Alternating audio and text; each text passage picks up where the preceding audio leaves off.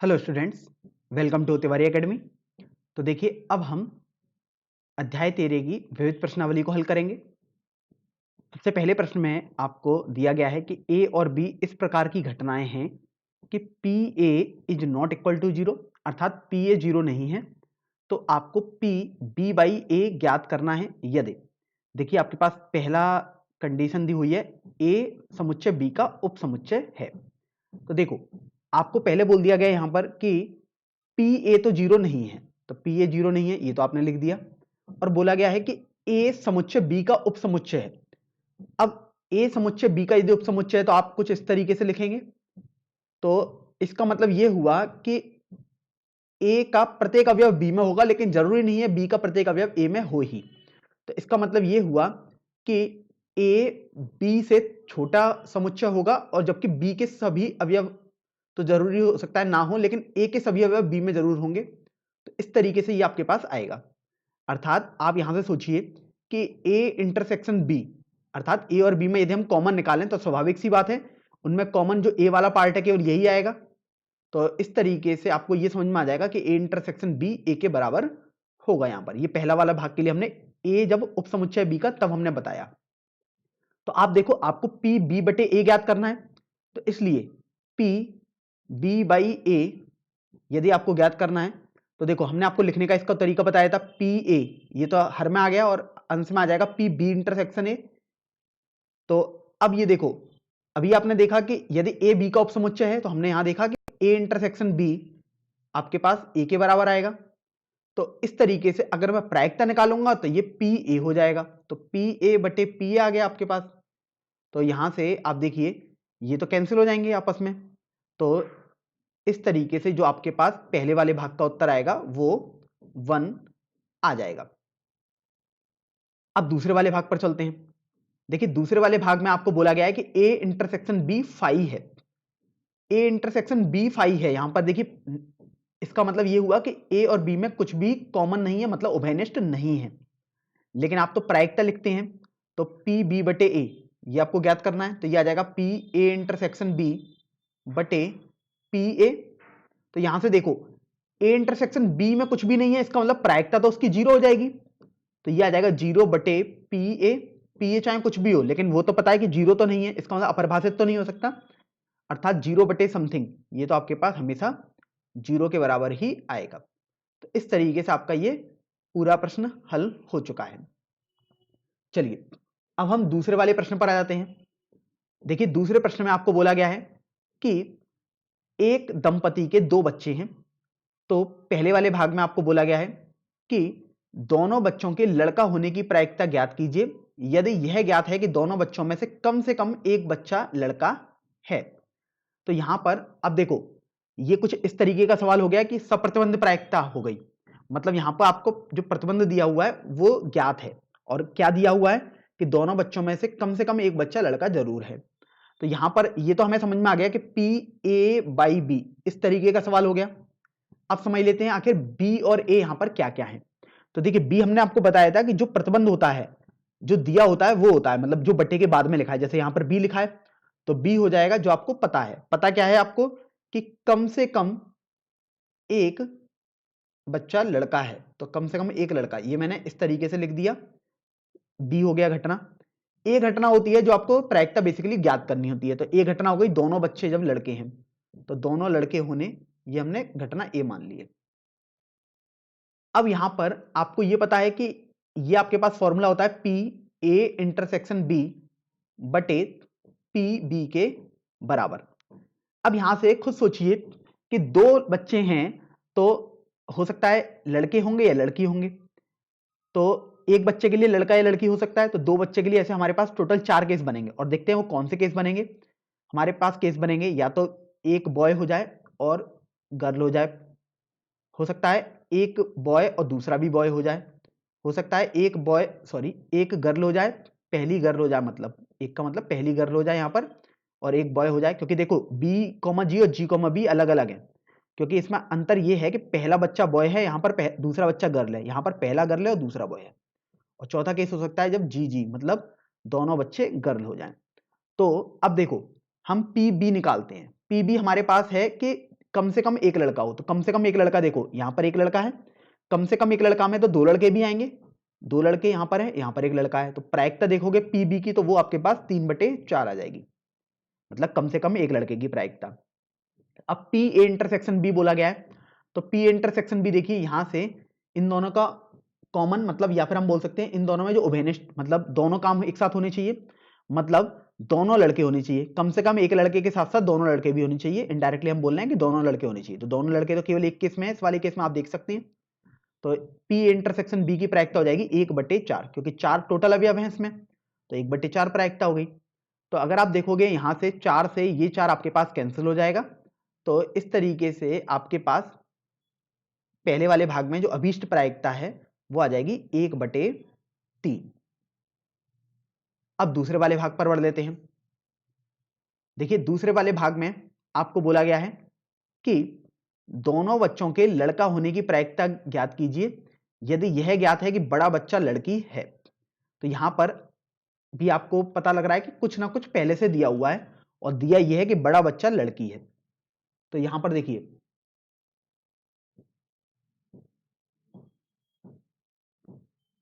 यहां पर देखो दोनों बच्चों के लड़का होने की प्रायिकता ज्ञात करनी है, जबकि यह ज्ञात है कि बड़ा बच्चा लड़की है, तो स्वाभाविक सी बात है ये तो जीरो ही आएगा, ये तो आप बिना सॉल्व करे भी कर सकते हैं, क्योंकि आपको ये पता लग गया बड़ा बच्चा लड़की है, मतलब एक बच्चा तो लड़की है बड़ा वाला, अब दूसरे का भले हमें नहीं पता, तो दोनों बच्चे लड़के तो कभी नहीं हो सकते, तो यहां पर ये आपके पास जीरो आ जाएगा।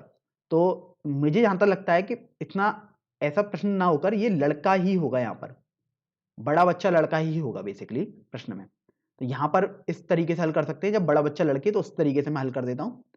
तो यहां पर आप देखो कि पी ए बटे बी का ये भी सवाल हो गया, लेकिन यहां पर अब देखो बी जो है आपके पास वो ये है कि बड़ा बच्चा लड़की है, बड़ा बच्चा लड़का है, क्योंकि आपको यही पता था। और जो ए है मतलब जो आपको प्रायिकता ज्ञात करनी है, तो प्रायिकता ज्ञात करनी है कि जब दोनों बच्चे लड़के हों, तो आपने ए लिख लिया। अब देखिए फॉर्मूला आपके पास होता है पी ए बाई बी बराबर पी ए इंटरसेक्शन बी बटे पी बी के बराबर। अब मैं पहले तो सभी अवयव लिख देता हूं कि क्या क्या प्रतिदर्श समष्टि में अवयव आ सकते हैं, मतलब क्या क्या संभावना हो सकती है दो लड़कों की। तो देखिए मैं कोष्टक में पहले जो लिखता हूं वो बड़ा बच्चा लिखूंगा, तो बड़ा बच्चा देखो हो सकता है बड़ा बच्चा लड़का हो और छोटी बच्ची लड़की हो सकता है बड़ा बच्चा लड़की हो और छोटा बच्चा लड़का हो सकता है बड़ा बच्चा भी लड़का हो और छोटा बच्चा भी लड़का हो सकता है बड़ा बच्चा भी लड़की हो और छोटा बच्चा भी लड़की आपके पास हो। तो ये आपके पास केस बन सकते हैं। यहां पर मैं लिख भी देता हूं बड़ा बच्चा ताकि आपको समझ में आ जाए, और ये है आपके पास छोटा बच्चा। तो इसी तरीके से हर कोष्टक में मैंने इसी प्रकार लिखा है। तो अब देखिए पी बी निकाल लेते हैं। पी बी मतलब हर में आपके पास क्या है, हर में देखिए बड़ा बच्चा लड़का होना चाहिए, तो बड़ा बच्चा देखो लड़का यहां पर है और यहां पर है, तो आपके पास पी बी हो जाएगा 2/4। आपको दूसरे बच्चे से मतलब नहीं है, छोटे बच्चे से बिल्कुल मतलब नहीं है, केवल बड़े बच्चा लड़का होना चाहिए था, तो वो 2/4 प्रायिकता हो गई। अब यहां पर आप ये देखो कि ए इंटरसेक्शन बी वाली प्रायिकता मतलब ये दोनों बातें होनी चाहिए, अर्थात बड़ा बच्चा भी लड़का हो और दोनों लड़के हो जाए, मतलब केवल एक ही केस है आपके पास और वो है आपके पास ये वाला केस। तो ये आपके पास हो जाएगा 1/4 के बराबर।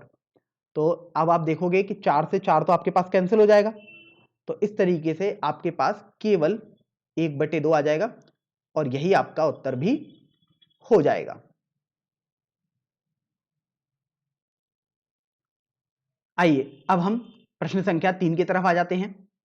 देखिए बोला गया है कि कल्पना कीजिए कि 5% पुरुषों और 0.25% महिलाओं के बाल सफेद हैं।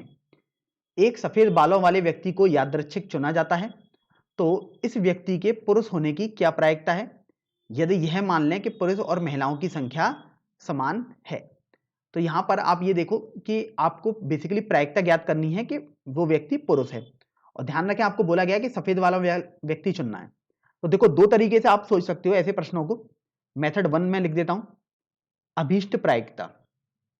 देखो आपको पता है कि आपने जो व्यक्ति चुना है वो सफेद बालों वाला ही है, अब सफेद बालों वाले में भी आपको पुरुष होने की प्रायिकता निकालनी थी, तो बेसिकली आपको प्रायिकता जो निकालनी है सफेद बालों में पुरुष होने वाली, तो सफेद बाल वाला पुरुष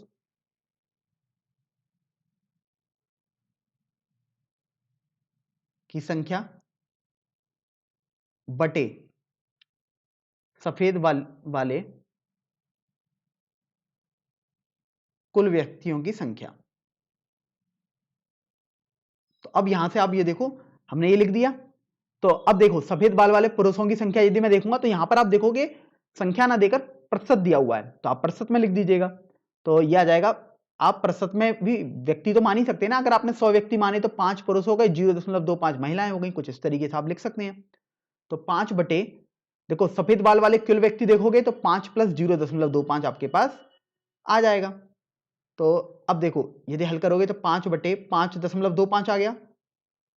अगर मैं इसे थोड़ा सरल करूं तो देखो ये आ जाएगा। तो अभी हम क्या करते हैं, इसे 25 से कैंसिल करते हैं, तो 25 से ये 20 बार चला जाएगा और ये देखिए 25 से 21 बार आ जाएगा। तो इस तरीके से आप देखिए ये आपके पास 20 बटे 21 के बराबर हो जाएगा। तो ये मेथड 1 से हमने आंसर निकाल दिया। अब मैं आपको बता रहा हूं कि मेथड 2 से, मतलब दूसरा मेथड क्या हो सकता है हम इस प्रश्न को यदि सोचें तो यहां पर मैं लिख देता हूं मेथड 2। अब मेथड 2 में देखिए मैं यहां पर यह बोल सकता हूं कि यह सप्रतिबंध प्रायिकता का सवाल हो चुका है, क्योंकि आपको पता है कि सफेद बालों वाला व्यक्ति ही आपने चुना है, क्योंकि हो सकता था आपने, देखिए कुछ ही व्यक्तियों के बाल ही तो सफेद हैं, तो हो सकता है आप बिना सफेद बाल वाले व्यक्ति को भी चुन लेते, लेकिन प्रतिबंध आपको बोल दिया गया कि आपने सफेद बाल वाला व्यक्ति ही चुना है। तो पी ए बटे बी जैसा ये सवाल हो गया, ये फॉर्मूला होता है पी ए इंटरसेक्शन बी बटे पी बी के बराबर। जब भी आप ऐसे देख लेना कि सप्रतिबंध प्रायिकता वाला सवाल है तो वहां पर इनको डिफाइन कर लिया करिए कि ए और बी है क्या। तो देखो ए और बी को हम डिफाइन करेंगे, तो बी होता था आपके पास जो मतलब बटे के बाद लिखा है, देखिए यहां पर बी लिखा है, तो बी होता था जो आपको प्रतिबंध पता है, आपको क्या पता है कि सफेद वाला व्यक्ति चुना गया है, तो सफेद बाल वाला व्यक्ति चुना गया है, ये बी वाला घटना हो गई। ए वाली घटना क्या है कि वो पुरुष है, तो पुरुष आपने लिख दिया। अब यहां पर आप देखो कि हम सबसे पहले तो पी बी निकालेंगे, तो देखिए पी ए बटे बी, ये हो गया पी ए इंटरसेक्शन बी बटे पी बी के बराबर। अब देखिए पी बी हम सबसे पहले निकालेंगे, अर्थात हर, तो देखो सफेद बाल वाला व्यक्ति हमें चुनने की प्रायिकता निकालनी है, तो टोटल 5.25 लोग ही तो हैं, जबकि प्रतिशत में है ये सब, तो अगर आप देखोगे तो 100% लोग होंगे, तो प्रायिकता हो जाएगी 5.25 बटे 100, ये सफेद बाल वाले व्यक्ति चुनने की प्रायिकता हो गई। अब ए इंटरसेक्शन बी, मतलब दोनों काम साथ में होने चाहिए, ए भी हो जाए तथा बी भी हो जाए, मतलब सफेद बाल वाला व्यक्ति पुरुष हो जाए आपके पास। तो देखिए सफेद बाल वाला व्यक्ति पुरुष होने की प्रायिकता आपके पास हो जाएगी 5/100। तो अब देखो आप कि 100 से 100 तो ये कैंसिल हो जाएगा, आपके पास बचेगा 5/5.25। तो देखो ये 500/525 हो गया। तो जब आप इसको हल करोगे तो ये आपके पास 25 से यदि कैंसिल करेंगे तो 20/21 के बराबर आ जाएगा। तो यही आपका मेथड 2 से आंसर आ गया। तो आपने देखा कि अगर हम किसी भी मेथड से निकालें, बस हमारा सोचने का नजरिया यदि सही है तो उत्तर जरूर सही ही आएगा। चलिए अब हम प्रश्न संख्या 4 पर आ जाते हैं। देखिए प्रश्न संख्या 4 में आपको बोला गया है कि मान लीजिए कि 90% लोग दाहिने हाथ से काम करने वाले हैं, इसकी प्रायिकता क्या है कि 10 लोगों में से यदृच्छया चुने गए अधिक से अधिक 6 लोग दाहिने हाथ से काम करने वाले हों। तो देखिए अभी तक हमने 5 प्रश्नावलियां कर ली थी हल, 13.1 से लेकर 13.5 तक। ये वाली प्रश्नावली है विविध प्रश्नावली, तो इसमें सभी प्रश्नावलियों का हो सकता है मिक्सचर हो। तो अब अच्छी बात यह है कि आपको यहां पर समझना भी पड़ेगा कि कौन से वाले तरीके का ये प्रश्न है आपके पास। अब यहां पर आप देखो कि आपको बोला गया है कि 10 लोग हैं, 10 लोग चुने गए हैं, आपको ये देखना है कि अधिक से अधिक 6 लोग ही काम करने वाले हों दाहिने हाथ से, मतलब या तो 0 लोग हों दाहिने हाथ से काम करने वाले, या 1 हो, या 2 हो, या 3 हो, कुछ इस तरीके से है। तो यहां से आपको तुरंत समझ में आ जाएगा कि ये द्विपद प्रायिकता वितरण वाला या द्विपद प्रायिकता बंटन वाले सवाल हो चुके हैं, मतलब एनसीआर वाले, जिसमें हमने पी और क्यू, एन और आर निकाल के सीखा था। एक तरीका तो ऐसे आपको तुरंत समझ में आ गया। दूसरा आप ये देखा करो कि 10 में से 6 लोग दाहिने हाथ वाले हों, तो उन 6 में भी तो कंडीशन बन सकती है, कैसे उनको समझ लीजिएगा। मान लीजिए दाहिने हाथ वाले को मैं आर से लिख रहा हूं और बाहिने हाथ वाले को मैं एल से लिख रहा हूं, मतलब आर मतलब राइट, एल मतलब लेफ्ट। तो देखो 6 कैसे कैसे हो सकते हैं। देखो मान लीजिएगा अधिक से अधिक 6 लोग बोला है ना, मैं तो ये कह रहा हूं कि 0 लोग भी दाहिने हाथ वाले हो सकते हैं, 2 लोग भी दाहिने हाथ वाले हो सकते हैं। तो जैसे मैं कोई भी एक एग्जांपल लेकर समझाता हूं, मान लीजिएगा 2 लोग दाहिने हाथ वाले मुझे चाहिए, तो देखिए कैसे कैसे मिल सकते हैं। 2 लोग दाहिने हाथ वाले कुछ इस तरीके से मिल सकते हैं कि स्टार्टिंग के दोनों लोग दाहिने हाथ के मिल जाएं और बाकी एंड के 8 लोग बाहिने हाथ वाले मिल जाएं। तो आपने देखो 10 लोग चुन लिए जिनमें 2 लोग दाहिने हाथ के हैं। हो सकता है कुछ इस तरीके से मिल जाए, पहला दाहिना फिर बाहिना फिर दाहिना और बाकी के 7 आपके पास बाहिने हाथ वाले हो जाएं। तब भी देखिए 10 में से 2 लोग तो दाहिने हाथ वाले ही हैं। हो सकता है कुछ इस तरीके से हो जाए, आप देख रहे हैं। तब भी देखिए 10 में से 2 तो दाहिने हाथ वाले ही हैं। तो ऐसे बहुत सारे केस आपके पास बन सकते हैं। जब आप केस ऐसे सब नहीं निकालोगे, ऑब्वियस सी बात है, आप कितने केस ऐसे गिनेंगे, हर केस थोड़ी निकालेंगे। तो वहां पर हम द्विपद प्रायिकता बंटन का प्रयोग कर सकते हैं। तो ये तो मैंने आपको समझा दिया कि ये कुछ इस तरीके से मतलब सवाल होते हैं। अब आते हैं कि सफलता हम किसको मान लेते हैं। सफलता आपके ऊपर निर्भर करता था। तो देखिए मैं सफलता मान लेता हूं दाहिने हाथ वाले व्यक्ति को। तो दाहिना हाथ वाले व्यक्ति को मैंने सफलता मान ली। तो सफलता होने की प्रायिकता, एक सफलता होने की प्रायिकता मतलब एक दाहिने हाथ वाला व्यक्ति चुनने की प्रायिकता। अब टोटल 90% लोग दाहिने हाथ से काम करने वाले हैं, तो 90/100 हो जाएगा, कि चूंकि प्रतिशत में दिया था इसलिए 90/100 कर दिया आपने, तो 9/10 हो जाएगा। अब इसी तरीके से आप Q निकालोगे तो Q आपके पास हो जाएगा 1 माइनस P के बराबर, अर्थात 1 माइनस 9/10। जब आप इसको हल करोगे तो Q का मान 1/10 आ जाएगा। आपने P और Q निकाल लिया। अब बात आती है कि N क्या होगा। N मतलब होता था प्रयोगों की संख्या। तो बेसिकली आप देखिए 10 लोग आप देख रहे हैं ना, चुन रहे हैं, तो आप हर लोग के लिए देखोगे कि पहला व्यक्ति दाहिने हाथ से काम कर रहा है, बाहिने हाथ से, मतलब एक प्रयोग हो गया। दूसरा व्यक्ति मतलब वो एक प्रयोग हो गया। तीसरे व्यक्ति को चेक करोगे तो वो एक प्रयोग हो गया। तो इस तरीके से 10 आपके पास प्रयोग हो गए, अर्थात n बराबर 10 हो गया। अब यहां से अभीष्ट प्रायिकता को हम निकालेंगे। तो देखिए अभीष्ट प्रायिकता बोला गया है कि अधिक से अधिक 6 लोग ही हों, अधिक से अधिक 6 लोग दाहिने हाथ से काम करने वाले हों। मतलब आप यदि इसको लिखेंगे तो आप लिखोगे कि 0 लोग दाहिने हाथ वाले हों, या अर्थात प्लस लगाते हैं या की जगह, तो 1 लोग दाहिने हाथ वाला हो, या 2 लोग दाहिने हाथ वाले हों, या 3 लोग हों, या 4 लोग दाहिने हाथ से काम करने वाले हों, या 5 लोग दाहिने हाथ से काम करने वाले हों, या 6 लोग दाहिने हाथ से काम करने वाले हों। तो आपने ये लिख दिया, क्योंकि अधिक से अधिक 6 बोला है, मतलब 6 तक ही जा सकते हैं, 0 से 6 तक। तो अब देखो 0 लोग दाहिने हाथ वाले, मतलब 0 सफलताएं हो गई, क्योंकि सफलता आपने दाहिने हाथ वाले व्यक्ति को चुनना माना था।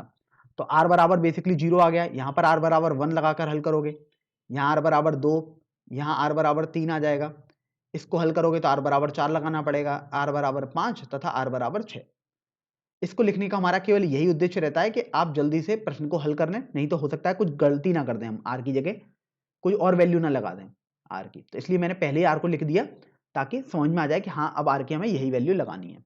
तो देखिए फॉर्मूला होता था NCR, n मतलब 10, c r की वैल्यू 0, q की पावर n माइनस r मतलब 10 माइनस 0 और p की पावर r, प्लस यहां पर हो जाएगा 10c1 q की पावर 10 माइनस 1 और p की पावर 1, प्लस यहां पर हो जाएगा 10c2 q की पावर 10 माइनस 2 और p की पावर 2, प्लस 3 लोग दाहिने हाथ वाले हो, मतलब 10c3 q की पावर 10 माइनस 3 और p की पावर 3, ये आपके पास आ गया।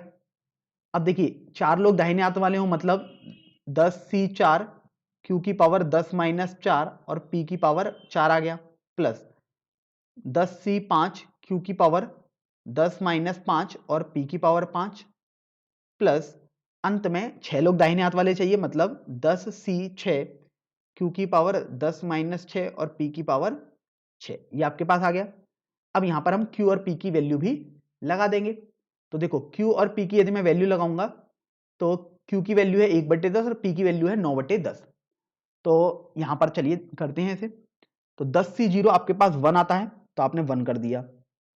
अब यहां पर देखो q की पावर 10 बचा और q की वैल्यू है 1/10, तो 1/10 की पावर 10 आ गया, और p की पावर 0 है तो ये तो 1 ही आ गया, प्लस 10c 1 करोगे तो ये आपके पास 10 आ गया, Q की पावर 9 आया, मतलब 1/10 की पावर 9 आ गया, और P की पावर 1 अर्थात 9/10 की पावर 1 मतलब 9/10 ही रहा, प्लस 10C2 यदि आप करोगे तो ये आपके पास देखो 45 के बराबर आएगा। Q की पावर 8 है, तो Q क्या हो गया, 1/10 की पावर 8 हो गया, और P की पावर 2 है, मतलब 9/10 की पावर 2 हो गया। आप एक बात का और भी ध्यान रखें कि जरूरी नहीं है हमें सब कुछ सॉल्व करना ही होगा, क्योंकि आप खुद सोचिए 10C3, 10C4, 10C5, ये कुछ ऐसी वैल्यू हो जाएंगी जिनमें थोड़ी सी कैलकुलेशन हल्की सी ज्यादा तो आपको चाहिए ही चाहिए। तो इसलिए आप ऐसा भी कर सकते हैं कि हम इनको सॉल्व ना करें, मतलब 10C2 को हम 10C2 ही लिखा रहने दें, 10C1 को 10C1 ही लिखा रहने दें। तो इसी तरीके से आगे आएगा प्लस 10C3, तो 10C3 Q की पावर 7 हो जाएगी ये, और Q है आपके पास 1/10, तो 1/10 की पावर 7 हो गया, और P की पावर 3 मतलब 9/10 की पावर आपके पास 3 ये आ गया। अब देखो प्लस 10C4 Q की पावर 6 हो जाएगा, मतलब 1/10 की पावर 6 आ गया, और ये आ गया 9/10 की पावर 4, प्लस 10C5, यहां पर देखिए Q की पावर 5 आ गया, मतलब 1/10 की पावर 5, और P की पावर भी 5, मतलब 9/10 की पावर 5, प्लस आपके पास अब आ जाएगा 10C6 Q की पावर 4, मतलब 1/10 की पावर 4, और 9/10 की पावर 6, ये आपके पास आ जाएगा, और यही आपका इस प्रश्न का उत्तर हो जाएगा। तो बस आप ये ध्यान रखें, यहां पर हम देखो पूरा सॉल्व नहीं कर रहे हैं, क्योंकि पूरा सॉल्व करेंगे तो गणना तो और कठिन हो जाएगी हमारे लिए, तो हमारे लिए कैलकुलेशन नहीं करनी है, हमें केवल समझना था, तो इसलिए मैंने ये लिख दिया है। आप अपनी उत्तर पुस्तिका में किसी परीक्षा में ये प्रश्न आता है तो इस तरीके से लिख कर आ सकते हैं, पूरे उत्तर आपको पूरे अंक मिलेंगे। आइए अब हम प्रश्न संख्या 5 की तरफ आ जाते हैं। एक कलश पात्र में 25 गेंदें रखी हुई हैं, जिनमें से 10 गेंदों पर तो चिन्ह X अंकित है, और जबकि जो बचे हुए 15 हैं कलश, उन पर चिन्ह Y अंकित है। कलश में से एक गेंद निकाली जाती है और उस पर अंकित चिन्ह को नोट करके उसे कलश में प्रतिस्थापित कर दिया जाता है। यदि इस प्रकार से 6 गेंदें निकाली जाती हों तो अग्रलिखित प्रायिकताएं ज्ञात कीजिए। अग्रलिखित मतलब यहां पर देखिए भाग दिए हुए हैं, तो हर भाग की प्रायिकता आपको ज्ञात करनी है। पहले वाले भाग में दिया हुआ है कि सभी पर चिन्ह X अंकित है। देखिए समझ लेते हैं प्रश्न को पहले, कि आपके पास एक कलश पात्र है जिसमें 25 गेंदें हैं, और उन 25 गेंदों में जो 10 गेंदें हैं उन पर तो X लिखा हुआ है, और जो 15 गेंदें हैं उन पर Y लिखा हुआ है। तो देखिए आपके पास टोटल 25 गेंदें तो हो गई, जिन पर 10 पर X और 15 पर Y है। फिर बोला गया कि आपने एक गेंद निकाली और उसको नोट करके दोबारा कलश में रख दिया, मतलब प्रतिस्थापित कर दिया। तो दूसरी गेंद निकालोगे, उसके लिए भी 25 में से कोई एक गेंद निकालनी होगी। तीसरी गेंद निकालोगे तो उसके लिए भी 25 ही टोटल प्रतिशत समष्टि में अवयव आएंगे, क्योंकि आप बार बार कलश में गेंद को निकाल के दोबारा रख दे पा रहे हैं। तो आपसे बोला गया कि आपने तो इस प्रकार से 6 गेंदें निकाली हैं, तो आपके लिए प्रायिकताएं ज्ञात करनी है। पहला वाला भाग है कि सभी पर चिन्ह X अंकित हो। तो देखिए सबसे पहले आपको यह समझ में आ गया तुरंत कि ये द्विपद प्रायिकता बंटन वाला सवाल है, क्योंकि 6 गेंदें निकालनी है, सभी पर चिन्ह X अंकित हो, तो इसका मतलब 6 में से 6 सफलताएं आपके पास हो जाएं। तो यहां पर देखिए सबसे पहले हमारा काम होता था सफलता बताना, कि सफलता हम किसको मानने हैं। तो देखिए सफलता में चिन्ह X अंकित होने को ही मान लेता हूं, तो ये वैसा आपके ऊपर निर्भर करता है, आप Y को भी मानेंगे तब भी सही उत्तर ही आएगा। तो मैंने लेकिन मान लिया चिन्ह X अंकित है। अब यहां पर सफलता यदि हो गया तो मैं P लिख लेता हूं। P मतलब सफलता की प्रायिकता होती थी, तो एक सफलता की प्रायिकता मतलब एक X चिन्ह आ जाए तो उसकी प्रायिकता अगर आपको ज्ञात करनी है, तो आप खुद सोचिए कि आपके पास ये हो जाएगा टोटल। देखिए 25 गेंदें हैं, तो एक X गेंद वाली निकालने की प्रायिकता आपके पास हो जाएगी 10/25। तो यहां से अगर मैं इसको 5 से कैंसिल करूंगा तो ये 2/5 आपके पास हो जाएगी। अब Q निकाल लेते हैं। Q हमने बताया था 1 - P होता है, तो 1 - 2/5 अर्थात 3/5 के बराबर आपके पास हो जाएगा। तो Q आ गया और P आ गया आपके पास। अब देखिए हम देख लेते हैं आखिर N आपके पास क्या है। N मतलब कितने प्रयोग आप कर रहे हैं। तो आपने देखो 6 गेंदें निकाली है, मतलब 6 प्रयोग हो गए, क्योंकि देखो पहली गेंद निकालोगे फिर उसको चेक करोगे कि X आया है या Y आया है, तो एक प्रयोग। दूसरी गेंद निकालोगे फिर उसको आपने देखा कि X आया Y आया, तो दूसरा प्रयोग। इसी तरीके से 6 प्रयोग हो गए, क्योंकि 6 गेंद आपने निकाली हैं। तो आपके पास N, P तथा Q आ गया। अब पहले वाले भाग में देखो कि सभी पर चिन्ह x अंकित हो, मतलब छहों की छहों गेंदों पर x अंकित हो जाए, और सफलता आपने देखो चिन्ह x होना ही माना है, मतलब आप चाह रहे हैं कि छहों सफलताएं आपके पास हो जाएं, तो आप पहले वाले भाग में r का मान 6 लगा दोगे और इसको हल करोगे तो सही उत्तर आपके पास आ जाएगा।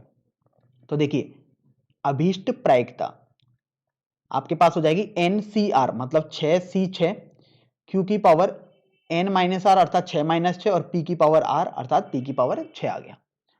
तो अभी आप देखो 6C6 ये तो 1 होता है, Q की पावर 0 बना, ये भी 1 हो गया, और P की पावर 6 बना, और P क्या है अपने पास 2/5, तो 2/5 की पावर 6 आपके पास आ जाएगा। तो यही आपका पहले वाले भाग का उत्तर हो जाएगा। चलिए अब हम दूसरे वाले भाग पर आ जाते हैं। देखिए दूसरे वाले भाग में आपको बोला गया कि 2 से अधिक पर चिन्ह y नहीं अंकित होना चाहिए। तो देखिए वो लैंग्वेज कैसी भी दे, आपको अपनी तरफ से पहले तो लैंग्वेज मतलब जो उसने भाषा दी है उसको समझना है, फिर देखना है कि r क्या होना चाहिए। तो देखिए एक बार दोबारा पढ़ते हैं। तो बोला गया है कि 2 से अधिक पर चिन्ह y अंकित ना हो, मतलब y अंकित जो हो या तो 0 पर हो या 1 पर हो या 2 पर हो। तो y अंकित 0, 1, 2 पर हो, इसका मतलब सफलता कितने पर हो, सफलता या तो छहों की छहों पर हो जाए, या 5 पर हो जाए, या 4 पर हो जाए, क्योंकि या 3 पर भी हो सकती है, या 2 पर हो जाए, क्योंकि 2 से अधिक पर तो चिन्ह y अंकित नहीं होना चाहिए। तो मैं यहां पर जो लिखा हुआ है पहले तो मैं उसको लिख लेता हूं कि y अंकित होना, मतलब पहले तो मैं लिख लेता हूं कि y अंकित होना मतलब क्या है, कितने कितने पर y अंकित हो, या तो 0 पर y अंकित हो, या 1 गेंद पर y आ जाए, या 2 गेंद पर y आ जाए।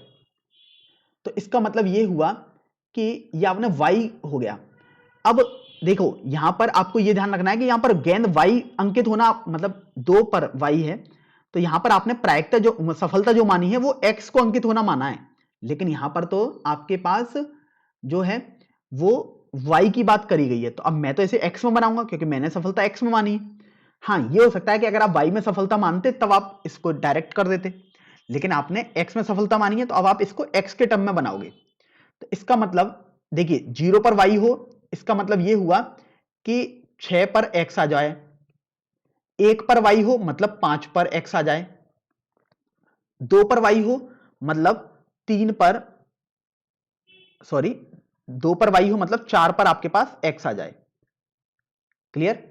अब 3 पर x नहीं करेंगे क्योंकि 3 पर यदि x हुआ तो 3 पर y हो जाएगा, लेकिन आपको तो बोला गया है कि y जो है वो केवल 2 पर ही हो सकता है मैक्सिमम। तो आपके पास देखो अब आपने x में चेंज कर लिया इस प्रश्न को, अर्थात 6 पर x हो जाए मतलब सफलताएं 6 हो जाए, क्योंकि x आना ही तो आपने सफलता मानी थी। यहां पर r का मान 5 हो जाएगा तब आप हल करोगे, यहां पर r का मान 4 हो जाएगा तब आप हल करोगे। तो देखिए अब वैल्यू लगाते हैं, तो ये हो जाएगा r बराबर 6 पर, इसको दोबारा गणना करने की जरूरत तो है नहीं क्योंकि देखो आएगा तो यही r बराबर 6 के लिए, तो 2/5 की पावर 6 हो गया आपके पास। तो मैंने इसको तो वहीं से उठा कर ले लिया पहले वाले भाग से। r बराबर 5 के लिए हल कर लेते हैं 65, q की पावर 6 - 5 और p की पावर 5 प्लस देखो ये हल करूंगा तो 6c4, q की पावर 6 - 4 और p की पावर 4, ये आपके पास आ जाएगा। तो यहां से देखो ये आ गया 2/5 की पावर 6 प्लस 6c5 को यदि हल करेंगे तो वो आपके पास 6 आ जाएगा, गुणा q की पावर 1 बना, और q देखिए आपके पास है यहां पर 3/5 के बराबर, तो q की पावर 1 है मतलब 3/5 लिख देंगे आप, और p की पावर 5 है मतलब 2/5 की पावर 5 आपके पास आ जाएगा, प्लस 6c4 यदि आप हल करेंगे तो ये आता है 15 के बराबर, q की पावर 2 बना मतलब 3/5 की पावर 2 आया, अब p की पावर 4 बना मतलब 2/5 की पावर 4 आपके पास आ जाएगा। तो यहां पर आप एक बात ये गौर कर रहे हैं कि 2/5 की पावर 4 हर किसी में कॉमन आ रहा है, तो मैंने उसको कॉमन ले लिया। अब यहां से देखो 2/5 की पावर 4 कॉमन यदि हमने लिया है तो हमारे पास यहां तो बना 2/5 का स्क्वायर मतलब 4/25 प्लस देखो ये बना 6 गुणा 3/5 और 2/5 की पावर 4 कॉमन लिया मतलब 2/5 एक बार तो रहेगा ही यहां से आपके पास, प्लस यहां से आ जाएगा 15 गुणा 9/25, तो ये आपके पास आ गया। अब देखिए कैंसिल आउट ना करें कहीं भी, सरल इसलिए ना करें क्योंकि लासपा 25 ही बना रहने दें, क्योंकि जब आप इसको हल करोगे तो फिर दोबारा आपको लासपा समान रखना होगा हल करने के लिए। तो इसलिए देखो ये आपके पास हो जाएगा 2/5 की पावर 4 देखो आपके पास आ गया लासापा तो 25 ही रहा, यहां देखिए ये आ गया 4 प्लस 6 × 18 दूनी 36 प्लस 15 × 9 135 आपके पास ये आ जाएगा।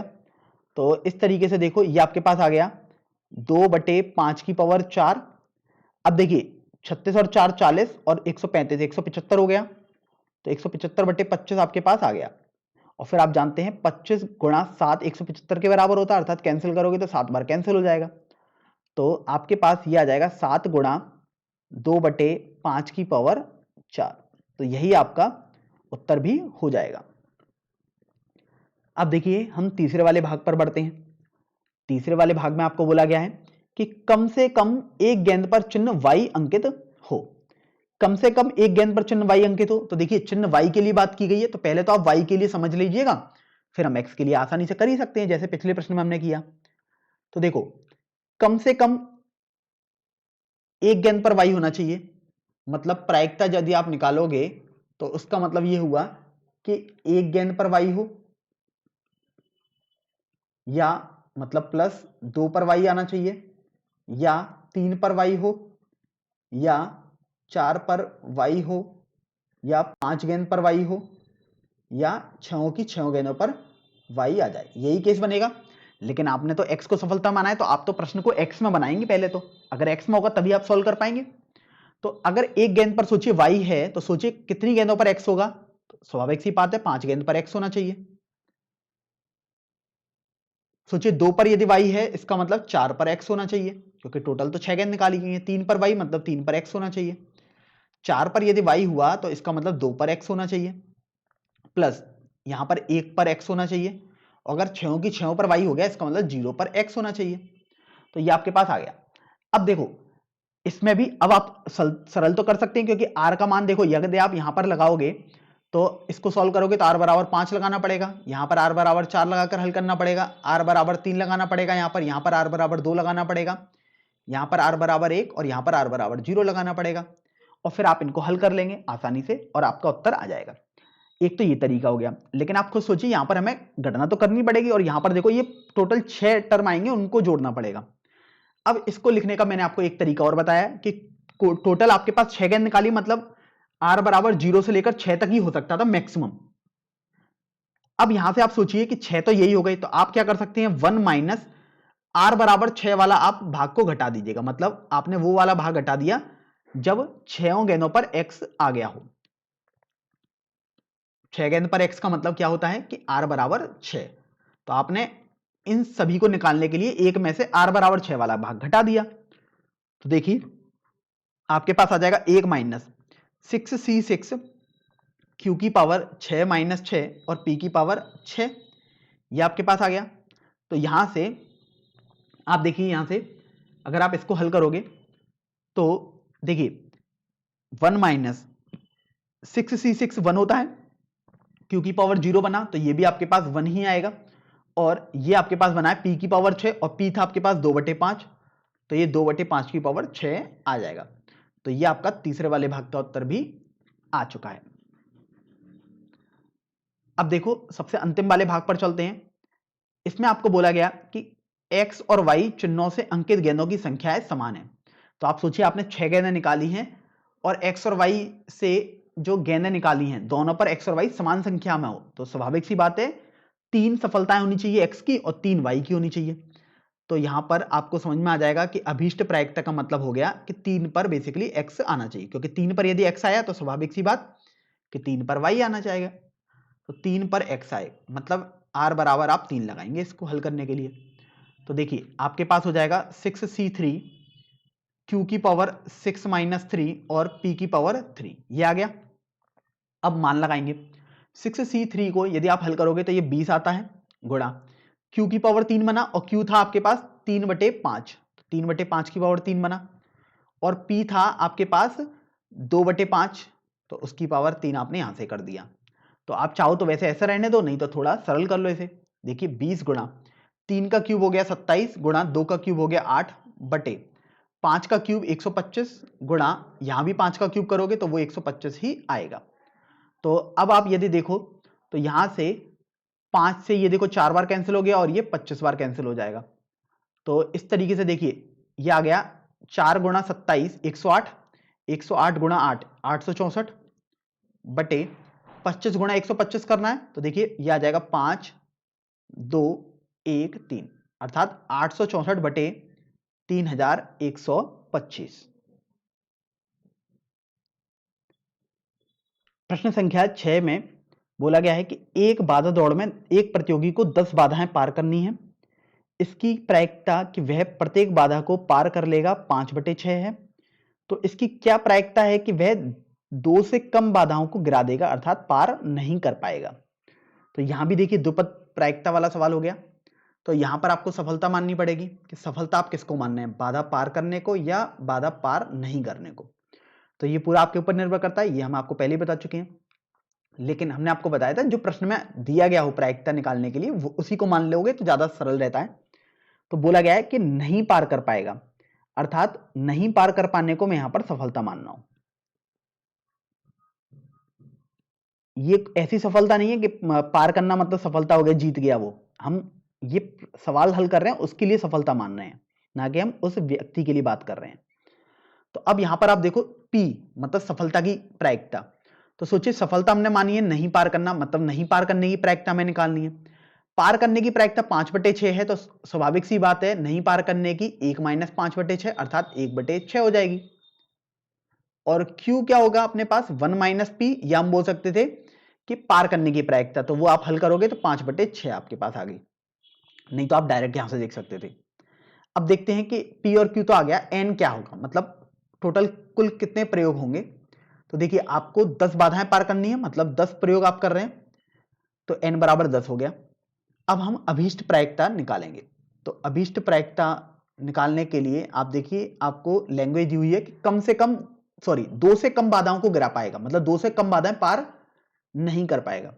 2 से कम बाधाएं पार कर पाना मतलब इसका यह हुआ कि वो या तो 0 बाधाएं पार नहीं कर पाएगा,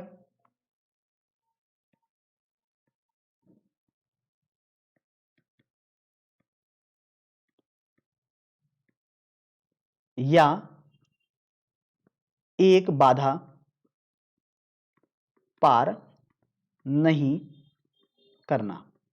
तो देखो 2 से कम तो 0 और 1 ही होते, ध्यान रखें 2 नहीं लेंगे क्योंकि 2 से कम ही बोला गया है। तो इस तरीके से आपने लिख दिया।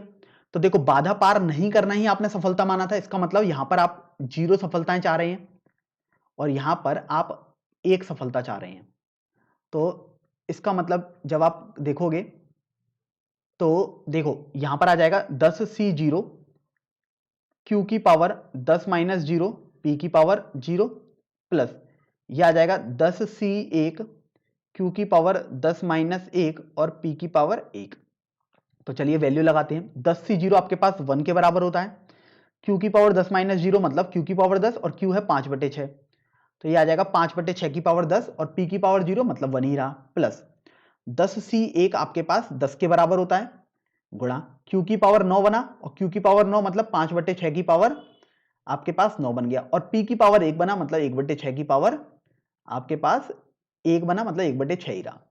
तो यहां से आप देख रहे हैं अगर हम 5/6 की पावर 9 कॉमन ले लें, क्योंकि देखो यहां पर भी है और यहां पर भी है, तो हमने इसको उभयनिष्ठ ले लिया।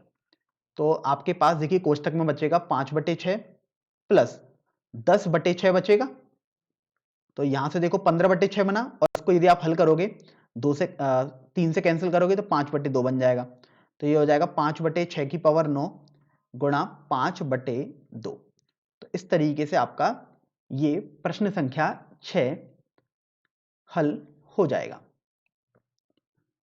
चलिए अब हम अगले प्रश्न पर आते हैं, प्रश्न संख्या 7 पर।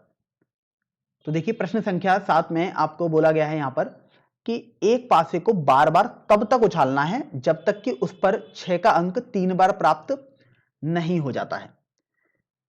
इसकी प्रायिकता ज्ञात करनी है कि पासे पर तीसरा 6 का अंक उसे छठी बार उछालने पर प्राप्त होता है। तो यहां पर आप ये देखो कि कैसे इसको हल कर पाएंगे। तो आपको ये पता है कि पासे पर 6 का अंक 3 बार प्राप्त नहीं होगा तब तक आपको उछालना है, और ये दे दिया गया कि हाँ कि तीसरा जो 6 का अंक है वो छठी बार उछालने पर प्राप्त हो रहा है। तो आप ये सोचिए कि आपके पास 6, आपने एक तरीके से सिक्के 6 बार उछाला है, तो लास्ट बार में तो आपके पास 6 का अंक आएगा ही आएगा। बाकी जो 5 बार आपके 5 बार उछाला होगा, इनमें से आपको 2 6 चाहिए, क्योंकि आप देखो कि तीसरा अंक यहां पर जब 6 आएगा तभी तो आपको रुक जाना है वहां पर। इसका मतलब यहां पर इन पांचों, ये पहला ट्रायल है, मतलब पहला प्रयोग, दूसरा प्रयोग, तीसरा प्रयोग, चौथा प्रयोग और पांचवा प्रयोग। इन प्रयोगों में 5 में से केवल और केवल 2 बार ही आपके पास 6 आना चाहिए।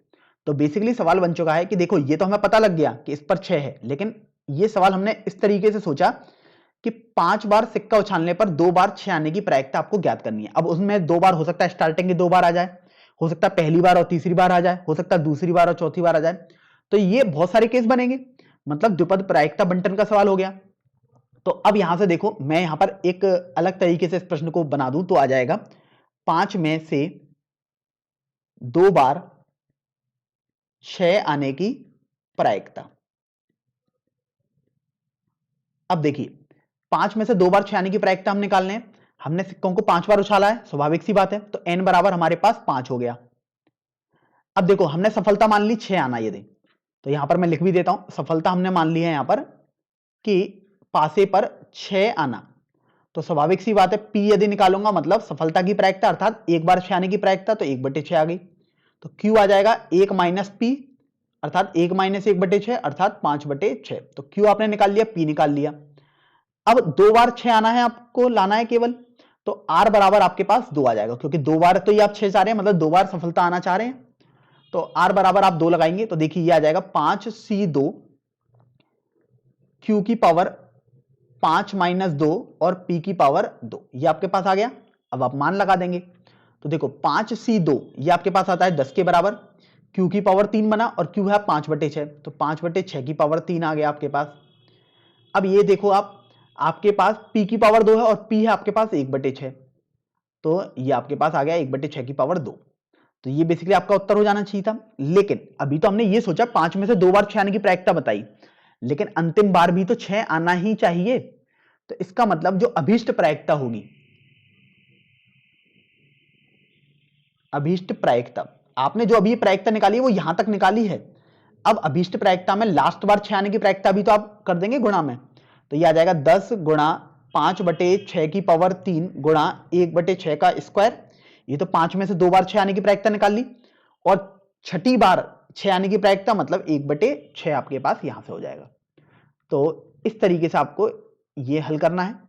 तो आप देखेंगे कि ये आपके पास हो जाएगा 10 गुणा 5 का क्यूब 125 हो गया, 1 का स्क्वायर 1 ही रहेगा, तो ये बटे 6 की पावर 6 आ गया। तो यदि आप यहां से इसको हल करेंगे तो ये मैं इसी तरीके से लिख सकता हूं 1250 बटे 6 की पावर 6।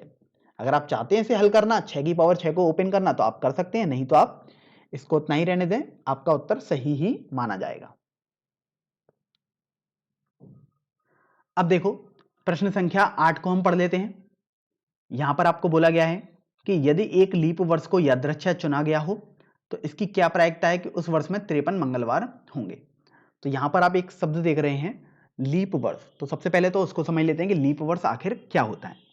तो देखिए आपके पास 2 तरीके के वर्ष होते हैं, या तो कोई वर्ष लीप वर्ष होगा या वो लीप वर्ष नहीं होगा। अब समझ लेते हैं कि लीप वर्ष नहीं और लीप वर्ष होने में क्या अंतर है। तो देखिए लीप वर्ष वो वर्ष होता है जिनमें 366 दिन होते हैं, और जो लीप वर्ष नहीं होते ऐसे वर्षों में 365 दिन आपके पास होते हैं। अब ये समझ लेते हैं कि एक दिन आखिर क्यों ऐसा ज्यादा उसमें होता है। तो आपने देखा होगा कि कुछ दिन फरवरी में, आपने देखा होगा कुछ वर्षों में फरवरी 29 दिन की होती है, तो इसलिए उन वर्षों में लीप वर्ष कहते हैं उन्हें, तो उनमें 366 दिन होते हैं। और आपने कुछ वर्ष देखे होंगे जिनमें फरवरी 28 दिन की होती है, तो उन वर्षों को हम लीप वर्ष नहीं है उन्हें बोलते हैं। तो अब ये तो आपको समझ में आ गया कि एक दिन का अंतर कहां होता है। एक दिन का अंतर बेसिकली फरवरी में होता है, यहां पर 28 होते हैं, यहां पर 29 होते हैं, तो एक दिन आप देख रहे हो यही एक्स्ट्रा होता है। अब कब कब होगा उसको भी हम यहां पर समझ ले रहे हैं कि देखिए जिन वर्षों में 4 से पूरी तरीके से भाग चला जाता है, जैसे आप खुद सोचिए 2020 है आपके पास, 2020 में 4 से पूरी तरीके से भाग चला जा रहा है, मतलब 2020 एक लीप वर्ष होगा। तो मैं एग्जाम्पल के थ्रू लिख भी देता हूं, 2020 एक लीप वर्ष है, 2016 एक लीप वर्ष है, 2024 एक लीप वर्ष होगा। अब मैं वो देख लेता हूं जिनमें 4 से भाग नहीं जा रहा, मतलब 2017, 2018, 2019, ये कुछ ऐसे वर्ष हैं जिनमें 4 से भाग नहीं जाएगा, 2021 में भी नहीं जाएगा, तो ये सब लीप वर्ष नहीं होंगे। अर्थात आप देखेंगे 2020 की फरवरी, मतलब उसमें 29 दिन आपके पास आ रहे होंगे, 2016 में फरवरी जो आई होगी उसमें भी 29 दिन होंगे, जबकि 2019 या 2021 की फरवरी में आपके पास 28 दिन होंगे। तो आपको ये तो समझ में आ गया कि लीप वर्ष और लीप वर्ष जो नहीं होते उनमें क्या अंतर होता है और क्यों होता है। तो आपको प्रश्न में बोला गया कि आपको तो लीप वर्ष चुना गया है, मतलब पता है कि 366 दिन है आपके पास, 366 दिन, और उसमें भी बोला गया है कि आपको प्रायिकता बतानी है कि 53 मंगलवार होंगे। तो आप जानते हैं सोमवार से लेकर रविवार तक पूरे 7 दिन होते हैं, अर्थात एक सप्ताह में 7 दिन होते हैं। तो अभी हम क्या करते हैं कि हम टोटल ये देख लेते हैं कि आखिर कितने सप्ताह आ रहे हैं। तो अभी हम पूर्ण सप्ताह यदि निकालें तो आपके पास ये आ जाएंगे, 7 से भाग करेंगे हम 366 में, तो हमारे पास पूर्ण सप्ताह आ जाएंगे। तो देखिए 7 पंजे 35 और ये आ गया एक हासिल का मतलब 16, 7 दूनी 14, तो 2 बचा। इसका मतलब ये हुआ कि अगर आपने देखा कि एक लीप ईयर में कितने सप्ताह होंगे, तो आपको समझ में आएगा कि 52 सप्ताह आपके पास आएंगे ही आएंगे, और 2 दिन और एक्स्ट्रा आएंगे, 52 सप्ताह आएंगे ही आएंगे और 2 दिन अतिरिक्त और आएंगे। ये आपको समझ में आ गया। अब आप ये सोचिए कि 52 सप्ताह हैं और आप जानते हो एक सप्ताह में एक दिन जरूर आएगा, मतलब सोमवार एक बार आएगा, मंगलवार एक बार आएगा, बुधवार एक बार आएगा, गुरुवार एक बार आएगा, शुक्रवार, शनिवार, रविवार, ये भी एक एक बार ही आएंगे। इसका मतलब 52 सप्ताह है तो 52 मंगलवार तो आपके पास जरूर होंगे ही होंगे। अब बात आती है कि आपको तो 53 मंगलवारों के बारे में बात करनी थी, तो स्वाभाविक सी बात है 53 मंगलवार, इन 2 दिनों में अगर मंगलवार आएगा तो हम बोल सकते हैं 53 मंगलवार आएंगे। तो अब इन 2 दिनों को देखते हैं क्या क्या हो सकता है आपके पास। अब सोचिए कभी भी ऐसा तो नहीं हो सकता कि सोमवार के बाद सीधे बुधवार आ जाए, सोमवार के बाद मंगलवार ही आएगा, इसी तरीके से सोमवार के मंगलवार के बाद बुधवार ही आएगा। तो ऐसे 2 क्रमांक दिन देख लेते हैं कौन कौन से हो सकते हैं हमारे पास। तो देखिए हमारे पास हो सकता है सोमवार तथा मंगलवार। देखो ये जो 2 दिन आ रहे हैं वो क्रमांक हमारे पास ये हो सकते हैं, और भी हो सकते हैं, बिल्कुल हो सकता है हमारे पास मंगलवार और बुधवार हो जाए, हो सकता है हमारे पास बुधवार और गुरुवार हो जाए, हो सकता है हमारे पास गुरुवार और शुक्रवार हो जाए, 2 दिन वो, हो सकता है शुक्रवार और शनिवार हो जाए, हो सकता है शनिवार और रविवार हो जाए, तथा यह भी हो सकता है कि वो जो 2 दिन अतिरिक्त आ रहे हैं वो रविवार और सोमवार हो जाए। अब इनके अलावा आप देखोगे तो अगला आएगा सोमवार मंगलवार, तो वहीं से तो हमने स्टार्ट किया है। तो आपके पास देखिए ये कुछ 7 संभावनाएं हो सकती हैं उन 2 दिनों की। तो आप देखो अगर सोमवार मंगलवार आया तो 52 मंगलवार तो ऑलरेडी आ चुके हैं, एक मंगलवार यहां हो जाएगा तो 53 मंगलवार हो जाएंगे। मंगलवार बुधवार आया तब भी देखिए 53 मंगलवार हो जाएंगे, लेकिन बुधवार गुरुवार, गुरुवार शुक्रवार, शुक्रवार शनिवार, शनिवार रविवार तथा रविवार सोमवार, ये कुछ ऐसे 2 दिन हैं इनमें मंगलवार एक भी बार नहीं आ रहा, अर्थात 52 मंगलवार ही रहेंगे अगर ये दिन कभी भी आए तो। तो आप सोचिए बेसिकली आपको एक मंगलवार चाहिए, क्योंकि 52 तो होंगे ही होंगे, ये तो फिक्स है। तो आपको बेसिकली एक मंगलवार चाहिए, तो एक मंगलवार इन 2 दिनों में तो ये आपके पास आ रहा है। तो इस तरीके से यहां पर आप देखोगे अभीष्ट प्रायिकता यदि हम निकालें तो बेसिकली आपको वो प्रायिकता हो जाएगी 2/7, क्योंकि 2 दिन हमारे पास फेवरेबल थे और टोटल आपने देखा कि 7 केसेस आपके पास बन रहे थे। तो इस तरीके से 53 मंगलवार आने की प्रायिकता 2/7 हो जाएगी।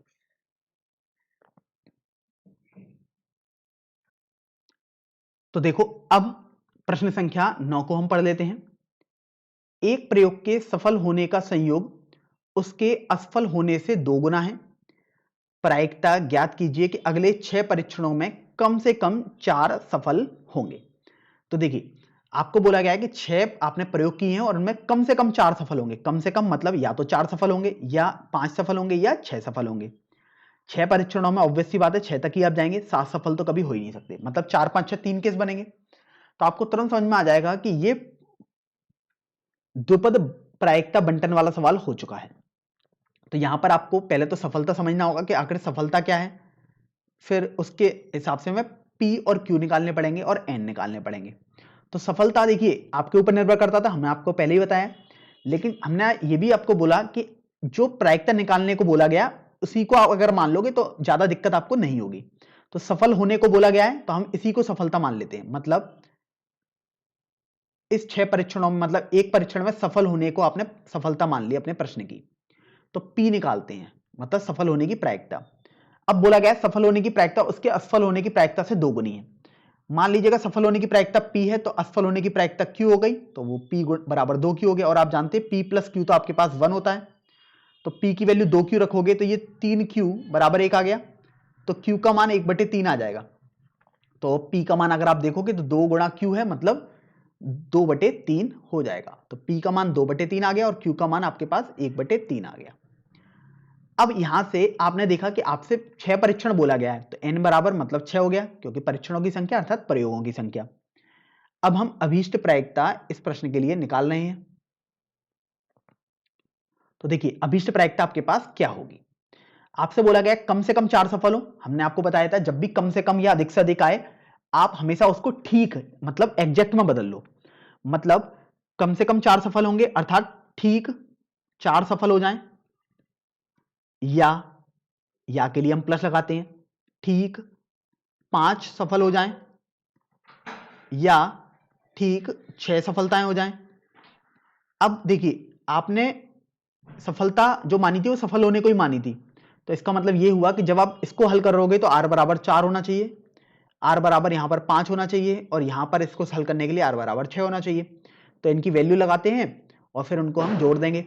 तो देखो ये होता था NCR, मतलब 6C4 हो जाएगा क्योंकि 6 परीक्षण किए थे, Q की पावर 6 - 4 और P की पावर 4, प्लस ये देखो आ जाएगा 6C5, Q की पावर 6 - 5 और P की पावर 5, प्लस देखिए ये आ जाएगा 6C6, Q की पावर 6 - 6 और P की पावर 6, ये आपके पास आ गया। अब आप इनमें वैल्यू लगाएंगे। देखिए 6C4 यदि आप इसको कैलकुलेट करेंगे तो 15 आएगा, Q की पावर 2 बना और Q है 1/3, तो 1/3 की पावर 2 आ गया, P की पावर 4 और P है 2/3, 2/3 की पावर 4 आ गया, प्लस 6C5 ये होता है 6 के बराबर, Q की पावर 1 बना मतलब 1/3 की पावर 1 मतलब 1/3 ही लिखा, P की पावर 5 अर्थात 2/3 की पावर 5 आपने लिख दिया, प्लस 6C6 आपके पास 1 के बराबर होता है तो आपने चलो 1 लिख दिया, Q की पावर 0 आया तो आप वो तो 1 ही रहेगा, P की पावर 6 मतलब 2/3 की पावर आपके पास 6 आ जाएगा। तो यहां से आप देख रहे हैं 2/3 की पावर 4 यहां पर भी है, इसमें भी जरूर आएगा और इसमें भी आएगा 2/3 की पावर 4, तो आपने 2/3 की पावर 4 को उभयनिष्ठ ले लिया।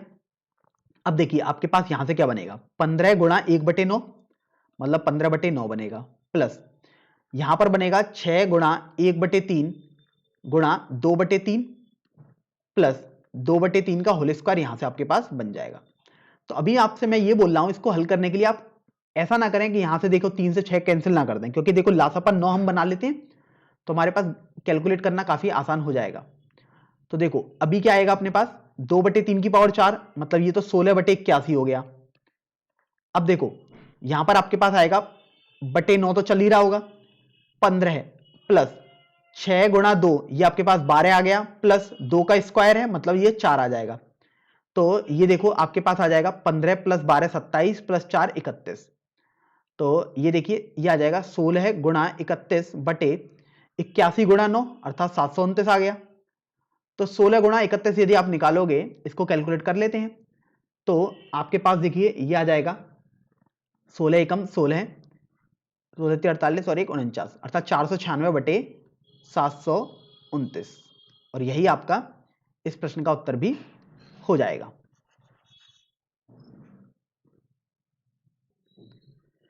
क्वेश्चन नंबर 10 पर आ जाते हैं।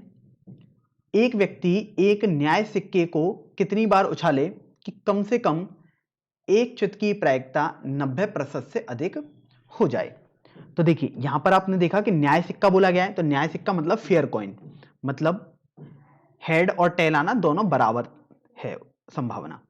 तो बोला गया है कि कितनी बार उसको उछाले एक सिक्के को, तो मान लीजिएगा हम मान लेते हैं कि एक सिक्के को n बार उछाले, माना n बार एक सिक्के को उछाला जाए।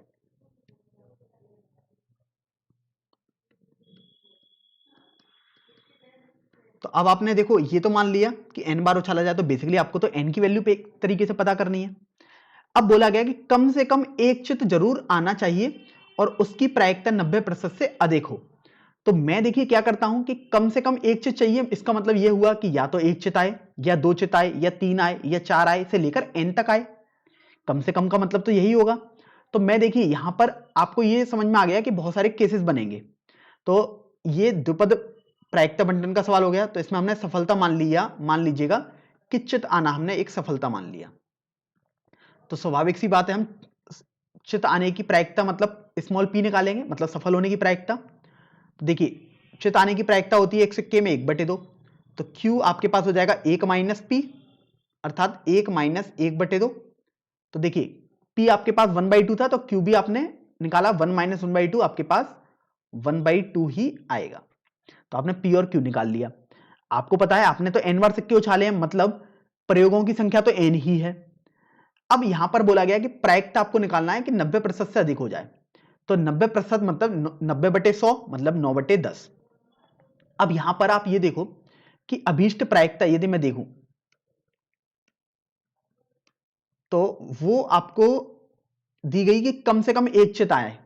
कम से कम एक चित को मैंने अभी आपको बताया कि कैसे हम लिखेंगे, या तो ठीक एक चित आ जाए या ठीक दो चित आ जाएं या ठीक तीन चित आ जाएं, से लेकर ऐसे n तक जाओगे आप, तो ठीक n चित आपके पास आ जाएं। तो आपने ये सब केस लिख लिए। अब देखो n तो आपको पता नहीं है, तो आप कितनी बार लिखेंगे आपको खुद नहीं पता, और ये अगर आप लिखेंगे भी तो आप खुद सोचिए तो बहुत सारे पद आएंगे आपके पास। तो अगर बहुत सारे पद ये आपके पास आए तो आप इसको गणना करेंगे तो बहुत टफ सा थोड़ा पड़ेगा। तो अब यहां पर मैंने आपको बताया था कि एक तरीका और है, हम इसको चेंज कर सकते हैं। देखो यहां पर एक चित आ रहा है, मतलब एक सफलता हो रही है, तो r बराबर 1, r बराबर 2, r बराबर 3, और यहां पर r बराबर n करके आप वैल्यू लगाएंगे। तो मैं बस आपसे यही कह रहा हूं कि ये थोड़ा सा टफ काम पड़ेगा अपने लिए। अब यहां पर चेंज कैसे करना है उसको समझिए। हमने आपको बताया था कि n परीक्षण है, मतलब r का मान 0 से लेकर n तक ही जा सकता है, और यहां पर आपको 1 से लेकर n तक जोड़ना पड़ेगा, तब इसका उत्तर आएगा। तो हमने आपको यह भी बताया कि 1 माइनस आप r बराबर 0 वाला केस हटा दीजिएगा, तो आपके पास यही वाला केस बनेगा। r बराबर 0 मतलब ठीक 0 चित वाला आप केस को घटा देंगे, तो आपके पास यही अभीष्ट उत्तर ही आएगा। तो अब मैंने यहां से देखो इस तरीके से लिखा, तो अब मेरे लिए काफी आसान हो गया। क्यों? क्योंकि मेरे को केवल एक ही केस लिखना होगा, वो भी 0 चित का, बहुत सारे केस नहीं करने पड़ेंगे। तो देखो ये आपके पास आ जाएगा 1 माइनस एन सी आर, मतलब एन सी 0, क्यू की पावर n माइनस 0 और p की पावर 0, ये आपके पास आ गया। तो देखिए जब आप इसको हल करोगे तो ये आ जाएगा 1 माइनस एन सी 0, 1 हो गया, q की पावर n है, q है आपके पास देखिए यहां पर 1/2, तो 1/2 की पावर n आपके पास आ जाएगा, और p की पावर 0 मतलब 1 ही बचा। तो ये आपके पास अभीष्ट प्रायिकता आ गई। गौर करें तो आपको बोला गया था कि ये जो अभीष्ट प्रायिकता आपके पास आई है वो 90% से अधिक होनी चाहिए। 90% से अधिक होनी चाहिए मतलब 90/100 से अधिक होनी चाहिए। तो प्रश्नानुसार हमारे पास जो अभीष्ट प्रायिकता आई है वो 90% से अधिक हो, अर्थात 1 माइनस 1/2 की पावर n ग्रेटर देन 90/100। यहां पर ध्यान रखें 90% से अधिक बोला गया, बराबर नहीं बोला गया था, इसलिए मैंने केवल बड़े का चिन्ह बनाया, बराबर का चिन्ह यहां पर नहीं बनाया है। तो देखिए मैं 1/2 की पावर n को दाईं तरफ पक्षांतर कर रहा हूं, 90/100 को बाईं तरफ कर रहा हूं, तो ये आ जाएगा 1 माइनस 90/100, और ये देखो ग्रेटर देन ये आ जाएगा 1/2 की पावर n। तो अगर आप 90/100 को थोड़ा हल करोगे, मतलब 0 से 0 कैंसिल करोगे, तो 9/10 आ गया, अर्थात ये आपके पास आ जाएगा 1/10 ग्रेटर देन 1/2 की पावर n। आपने कुछ इस तरीके से लिखा। अब आपको पता है कि 1 की पावर n करोगे तो वो तो बेसिकली 1 ही आएगा, कितनी पावर आप 1 की लगा लो, क्रॉस मल्टीप्लाई करेंगे तो ये आ जाएगा 2 की पावर n ग्रेटर देन 10। तो अब आपको सोचना है कि 2 की पावर n ग्रेटर देन 10 है तो n क्या क्या हो सकता है। तो आप सोचिए n प्रयोगों की संख्या है, तो दशमलव में तो हो नहीं सकती कभी भी, ये तो पूर्णांक ही होगी, वो भी धनात्मक पूर्णांक। तो यहां पर आप देखिए 2 की पावर 1 करोगे तो 2 आएगा, मतलब 10 से अभी छोटा ही है। 2 की पावर 3 तक जाओगे तब भी 8 आएगा, 10 से छोटा है, लेकिन आपको तो 2 की पावर n 10 से बड़ा चाहिए। मतलब आपको समझ में आया कि n का मान या तो 4 होना चाहिए, क्योंकि 2 की पावर 4 16 होता है, तब इसको सेटिस्फाई कर रहा है। देखिए 5 हो तब भी करेगा, 6 हो 7 हो, मतलब बढ़ता जाए तब आपके पास करेगा। अब ये नहीं पता कहां तक हो जाए, तो बेसिकली आपको ये समझ में आ गया कि n का मान 4 या 4 से अधिक होना चाहिए। और देखिए n आपने किसको माना है, n आपने माना है कि हम कितने सिक्के को कितनी बार उछालें। मतलब इसका ये हुआ कि आप सिक्के को या तो 4 बार उछालें या 4 से ज्यादा बार उछालेंगे, तब चित आने की प्रायिकता हमेशा 90% से अधिक ही हो जाएगी।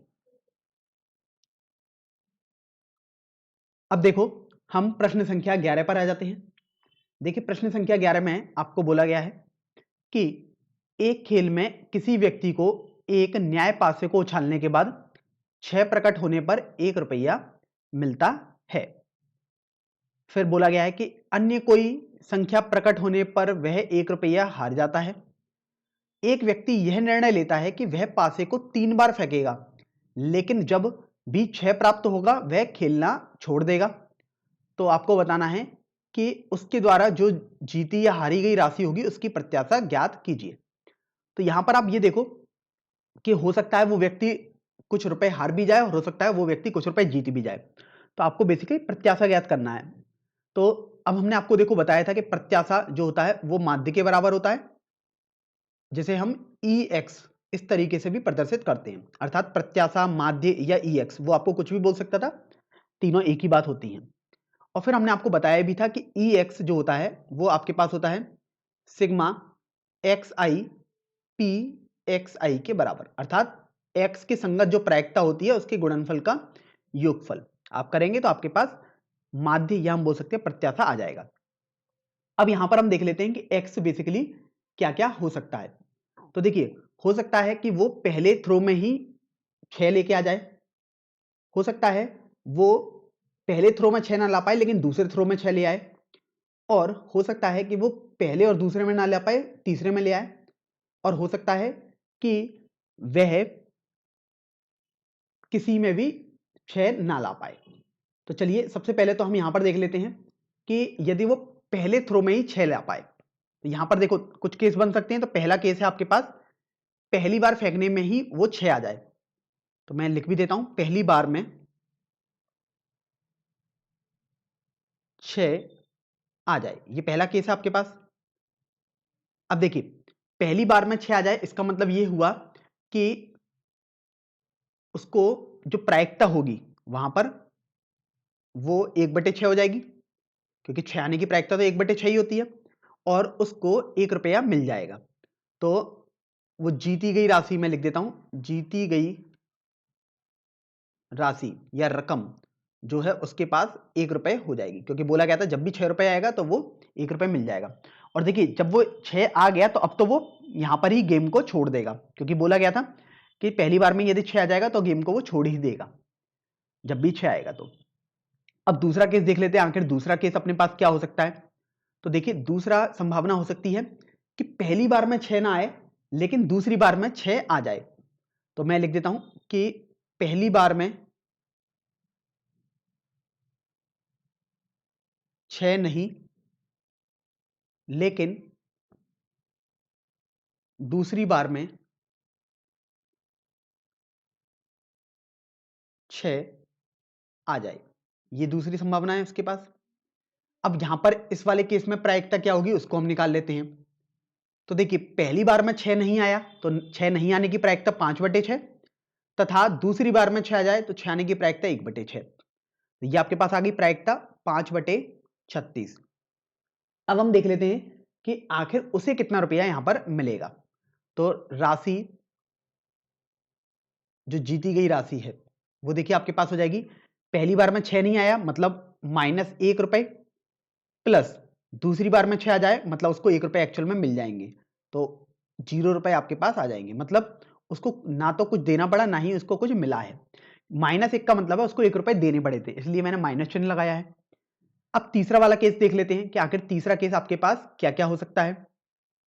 तो देखिए तीसरा केस है आपके पास कि वो पहले और दूसरे बारी में 6 नहीं ला पा रहा लेकिन तीसरी बार में 6 आ जाए। तो यहां पर मैं लिख देता हूं पहली तथा दूसरी बार में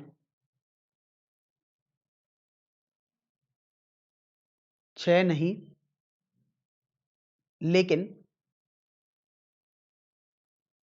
तीसरी बार में 6 आ जाए। अब ये तीसरा केस आपने बना लिया, तो अब हम इस वाले केस की प्रायिकता लिख लेते हैं। आखिर इस केस की संभावना क्या है, मतलब प्रायिकता क्या होगी। तो देखिए, पहली बार में 6 नहीं है, मतलब 5/6। दूसरी बार में भी 6 नहीं है, मतलब 5/6 प्रायिकता है 6 नहीं आने की। और तीसरी बार में 6 आ जाए, मतलब 1/6 प्रायिकता। जब आप इसको हल करोगे तो ये आपके पास 5/216 आ जाएगा। अब हम देख लेते हैं कि आखिर उसको क्या रुपए मिले हैं या उसको देने पड़े। तो बोला गया था कि जब वो एक भी 6 नहीं ला पाएगा तो 1 रुपया देना पड़ेगा, और जब 6 लाएगा तो उसे 1 रुपया मिलेगा। तो यहां पर आप ये देखो कि जो जीती गई राशि है वो कितनी हो जाएगी। तो जीती गई राशि, देखिए पहली बार में 6 नहीं आया, मतलब -1 रुपए मिलेंगे, या हम बोल सकते हैं 1 रुपए देने पड़ेंगे उस व्यक्ति को। दूसरी बार में -1 प्लस तीसरी बार में 1 रुपए मिलेंगे, तो ये -1 आया। इसका मतलब ये हुआ कि बेसिकली 1 रुपया देना पड़ेगा, माइनस का मतलब ही ये है आपके पास। तो अब हम क्या करते हैं कि हम प्रत्याशा निकालेंगे यहां पर। तो देखिए, अब sigma x I P I करेंगे, और एक्स जो अपने पास है बेसिकली एक्स आई, वो सब क्या है हमारे पास, जीती गई राशि। क्योंकि आप खुद सोचिए कि उसी की प्रत्याशा निकालनी थी, तो प्रत्याशा तो हम हमेशा एक्स की या माध्य जो निकालते हैं वो एक्स का निकालते हैं। तो एक्स बेसिकली यहां पर राशि का काम करेगा। तो चलिए अब हम यहां पर लिख देते हैं प्रत्याशा, जीती गई राशि की प्रत्याशा या राशि का माध्य। तो सिग्मा एक्स पी होगा, पी आई होगा। तो देखिए पहले वाला आपके पास x है, देखिए 1, और प्रायिकता है 1/6, तो 1 गुणा 1/6 आप कर देंगे, प्लस देखिए दूसरे वाले में आपके पास है 5/36 गुणा 0, यदि आप कर देंगे यहां पर 0 गुणा 5/36 आपने लिख दिया। और तीसरे वाले में आप देखिए x है आपके पास -1, क्योंकि आपने राशि -1 जीती है, इनडायरेक्टली आपने 1 दी थी, लेकिन हम जीतने का लिख रहे हैं इसलिए मैंने वहां पर माइनस कर दिया। तो -1 गुणा 5/216 ये आपके पास आ जाएगा। तो देखो थोड़ा इसको सरल कर लेते हैं। तो ये तो 1/6 आ गया, ये 0 ही बनेगा, तो इसको तो हमने हटा ही दिया, और ये आ गया माइनस का 5/216। तो अगर आप देखो गणना करोगे यहां पर, तो आप स्वाभाविक सी बात है पहले लासापा लेंगे, तो लासापा आपके पास 216 आ जाएगा, और ये आ जाएगा यहां पर 36 - 5 अर्थात 31/216। तो यही आपके पास, अच्छा यहां पर हमने एक गलती ये कर दी है कि 5/6 गुणा 5/6 आपके पास 25/216 आएगा। तो इस तरीके से ये 25/216 आ गया, ये 25 होगा, ये 36 - 25 आपके पास बनेगा। तो इस तरीके से देखिए ये अब आपके पास आ जाएगा 11/216। प्रश्न संख्या 12 पर हम आते हैं। तो देखिए इस प्रश्न में आपको बोला गया है कि मान लीजिए हमारे पास ए, बी, सी और डी 4 बक्से हैं, जिसमें रखी संगमरमर की लाल, सफेद और काली टुकड़ियों का विवरण निम्न तरीके से आपको दिया गया है। फिर बोला गया है कि यदि आप एक यादृच्छिक बॉक्स चुनते हैं और इससे एक टुकड़ा निकालते हैं, और बता दिया गया है कि यदि टुकड़ा लाल है तो इसे बॉक्स ए, बॉक्स बी, बॉक्स सी से निकाले जाने की क्या प्रायिकता आपके पास होगी। तो यहां पर आप ये देखो कि ये सप्रतिबंध प्रायिकता वाला सवाल आपके पास बन चुका है। अब ये कैसे बन चुका है, इसमें आपको थोड़ा कंफ्यूजन होगा, तो इसको समझ लेते हैं। क्योंकि आपको देखो बता दिया गया कि आपने जो टुकड़ा निकाला वो लाल रंग का ही है, क्योंकि देखिए टुकड़े तो लाल, सफेद, काले तीनों रंग के थे, तो किसी भी रंग का निकल सकता था, लेकिन हमें बता दिया गया कि टुकड़ा लाल रंग का ही निकला है। तब हमें बताना है कि बॉक्स ए से निकला हो, बॉक्स बी से निकला हो या बॉक्स सी से निकला हो, तब इसकी प्रायिकता आपके पास क्या क्या हो जाएंगी। तो ये तो देखो हमें समझ में आ गया कि सप्रतिबंध प्रायिकता का सवाल है। और यहां पर आप ये समझिए कि यहां ए बी सी डी कुछ ऐसे टर्म आपको पहले से ही बोल दिए गए हैं, यूज कर लिए गए हैं मतलब। तो यहां पर मैं ये टर्म यूज कर रहा हूं वो मान लीजिएगा एम और एन यूज करूंगा। तो जैसे ये देखिए कि एन मान लीजिएगा, मैंने वो घटना मान ली जो मुझे पहले से पता है, और वो मेरे को क्या पता है कि टुकड़ा लाल रंग का आपने निकाला है, तो टुकड़ा लाल रंग का है, तो ये बात मेरे को पहले से पता लग गई है। अब यहां से देखो सबसे पहले मैं क्या करता हूं कि मैं एक बार ये देख लेता हूं कि क्या क्या मेरे पास संभावनाएं हो सकती हैं। तो देखिए यहां से आपके पास क्या क्या संभावनाएं हो सकती हैं। वैसे तो इस प्रश्न को और भी तरीके हैं हल करने के, मैं आपको वो भी बताऊंगा। पहले हम ट्री डायग्राम से यदि इसको देखें तो आप ये देखो, आपके पास 4 बॉक्स थे, बॉक्स ए, बॉक्स बी, बॉक्स सी तथा बॉक्स डी। 4 बॉक्स थे। स्टार्टिंग में कोई व्यक्ति के पास चारों तरीके होंगे, हो सकता है वो बॉक्स ए को चुने, हो सकता है वो बॉक्स बी को चुने, हो सकता है बॉक्स सी को चुने और हो सकता है वो बॉक्स डी को चुने। अब यहां पर बोला गया कि बॉक्स ए में आप देखिए आपके पास एक लाल गेंद है, 6 सफेद है और 3 काली हैं। बॉक्स बी में 6 लाल हैं, 2 सफेद हैं और 2 काली हैं। बॉक्स सी में 8 लाल हैं, 1 सफेद और 1 काली है। और बॉक्स डी में 0 लाल, मतलब लाल एक भी नहीं है, 6 गेंद सफेद हैं और 4 गेंद काली हैं। तो देखो अब बॉक्स ए से में ही तीनों चीजें निकल सकती हैं, लाल सफेद काली, तीनों तरीके की बॉल निकल सकती हैं। लाल मतलब रेड, सफेद मतलब व्हाइट और काली मतलब ब्लैक। बॉक्स बी में से भी तीनों निकल सकते हैं, RWB। और देखिए बॉक्स सी में से भी इसी प्रकार तीनों में से कोई भी गेंद निकल सकती है, RWB।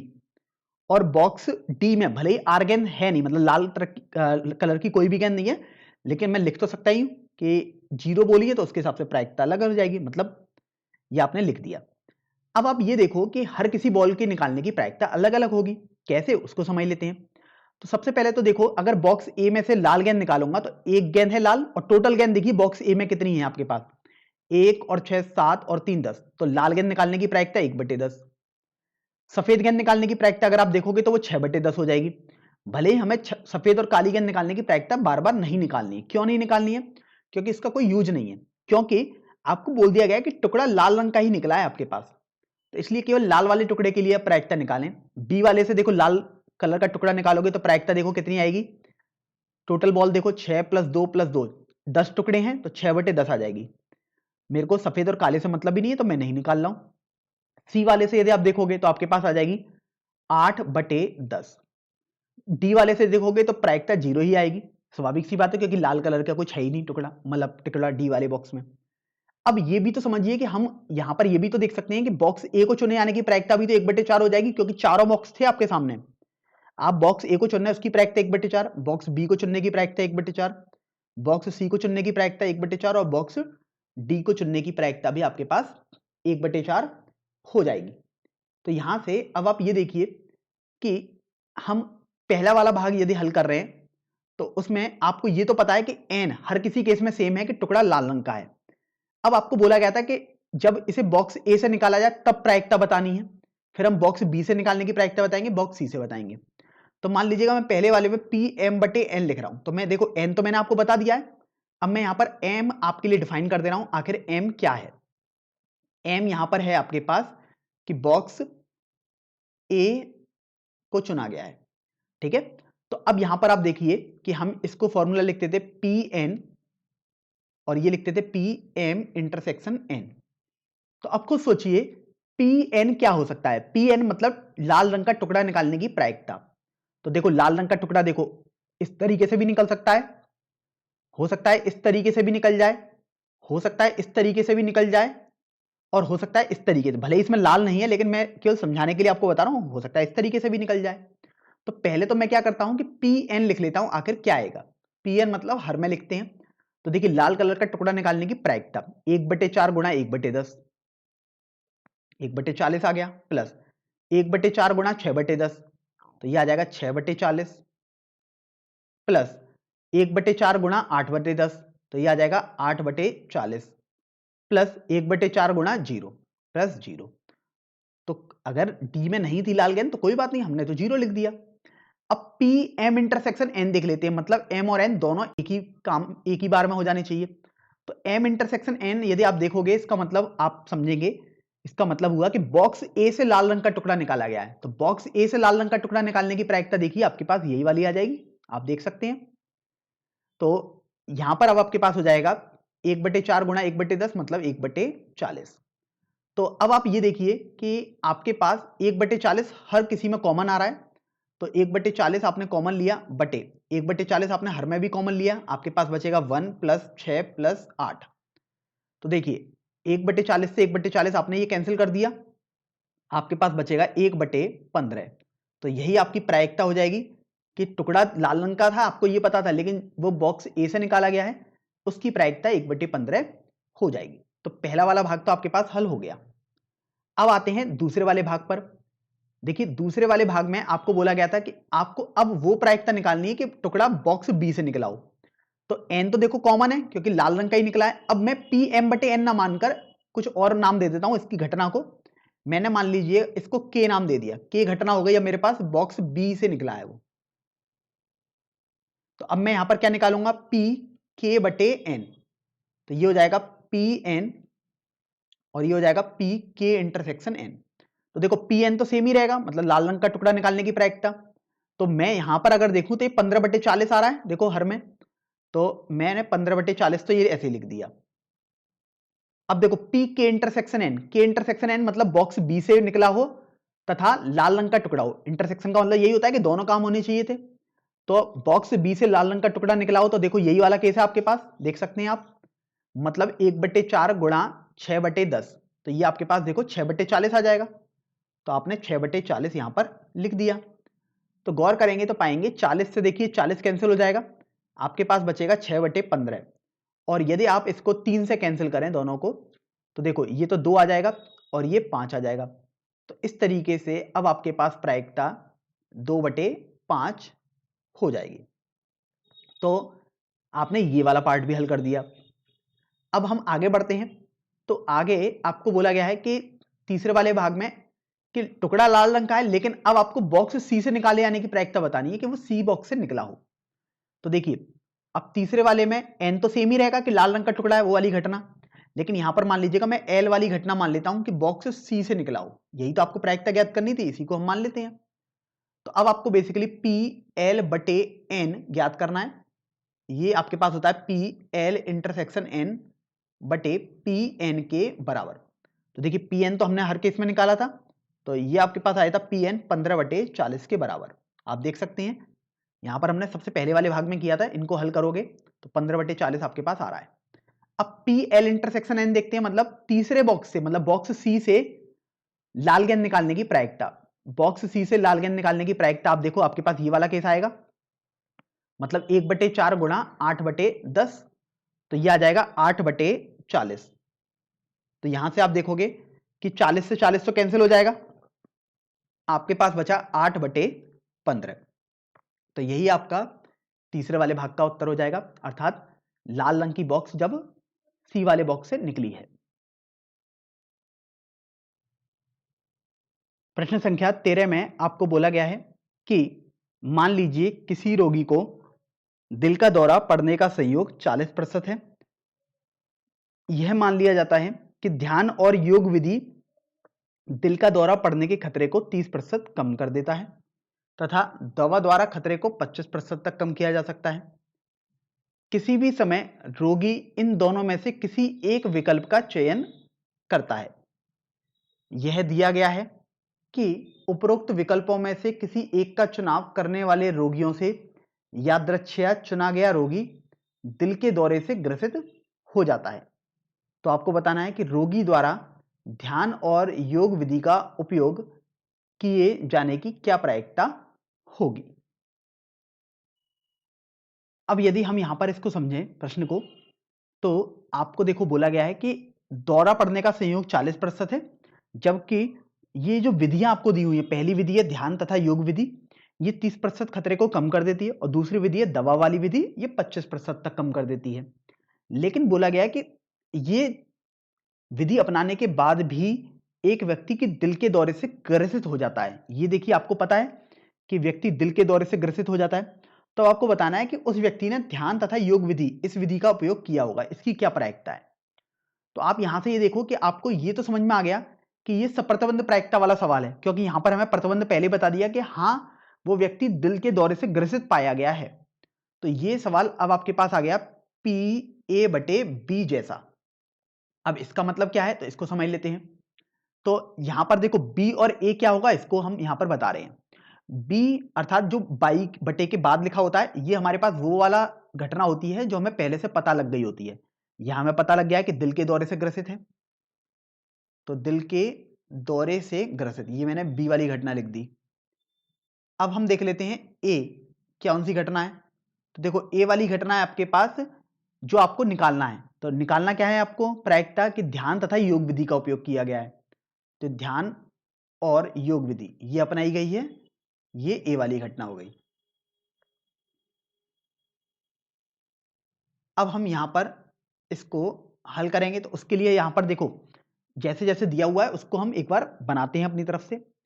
तो यहां पर आपको बोला गया है कि देखो व्यक्ति ध्यान तथा योग विधि ये एक विधि है और दूसरी विधि है दवा, कोई सा भी यूज कर सकता है। तो हाँ बिल्कुल कोई सा भी यूज कर सकता है। तो देखो यहां पर दो तरीके हैं उसके पास, मतलब दो रास्ते हैं उसके पास, या तो वो ध्यान या योग विधि का उपयोग करे और दूसरी है उसके पास रास्ता कि वो दवा विधि का उपयोग करे, मतलब दवा ले। तो ये दो विधि हो गई।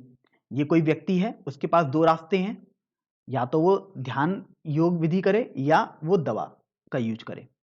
अब देखो स्वाभाविक सी बात है कि जरूरी तो नहीं है ध्यान या योग करेगा तो हमेशा वो सही हो ही जाएगा।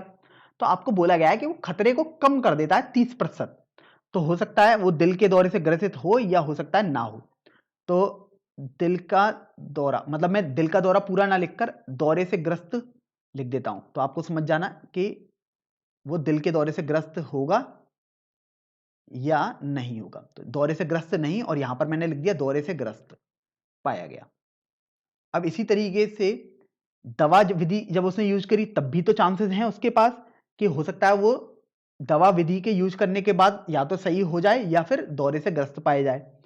तो यहां पर भी दौरे से ग्रस्त नहीं हो, या हो सकता है वो दौरे से ग्रस्त पाया जाए। तो ये आपके पास देखो चांस पड़ सकते थे। तो आपको समझ में आ गया, यहां पर हमारी ये जो डायग्राम हम बना रहे हैं, शाखाएं बना रहे हैं, खत्म हो गई। अब हम ये समझ लेते हैं कि सोचिए कि दो मेथड हैं, कोई सी भी विधि अपना सकता है। तो ध्यान विधि अपनाने की प्रायिकता 1/2 है, दवा विधि अपनाने की प्रायिकता भी 1/2 है। अब ध्यान विधि में भी देखो आपके पास बोला गया है टोटल 40% ही संयोग है, मतलब टोटल 40% संयोग है कि किसी को दिल का दौरा पड़ेगा, मतलब दौरे से ग्रस्त होगा। अब लेकिन ये जो ध्यान वाली विधि थी वो 30% कम कर रही है खतरे को। इसका मतलब दौरे से ग्रस्त की बात यदि करूंगा तो 70% अभी भी चांसेस है कि दौरा पड़ सकता है। तो 70% सोचिए किसका होगा, 40% का होगा। तो यहां पर आप 40% को देखो क्या लिखोगे, 40/100 मतलब 0.4। तो 0.40 गुणा 70/100 इसकी प्रायिकता हो जाएगी कि वो दौरे से ग्रस्त पाया गया। दौरे से ग्रस्त नहीं पाया गया मतलब वो ठीक हो गया, इसका मतलब 30%। तो अगर आप देखते तो ये आ जाता 0.40 गुणा 30/100, ये आपके पास आ जाता। तो अब यहां पर जिस तरीके से, वैसे आपको इसका कोई यूज ही नहीं है, दौरे से ग्रस्त नहीं वाला आपको देखना ही नहीं है, क्योंकि आपको पता है कि दौरे से ग्रसित पाया गया है वो। तो आपको केवल वही देखने हैं तरीके, जैसे मैंने यहां पर ये देखा, इसको कोई यूज ही नहीं था इसका। अब हो सकता है जब उसने दवा विधि अपनाई है तब भी हो सकता है वो दौरे से ग्रसित पाया जाए या दौरे से ग्रसित नहीं पाया जाए। तो बोला गया वो 25% खतरे को कम कर रही है दवा विधि, मतलब अभी भी 75% चांसेस हैं कि वो दौरे से ग्रसित पाए जाए।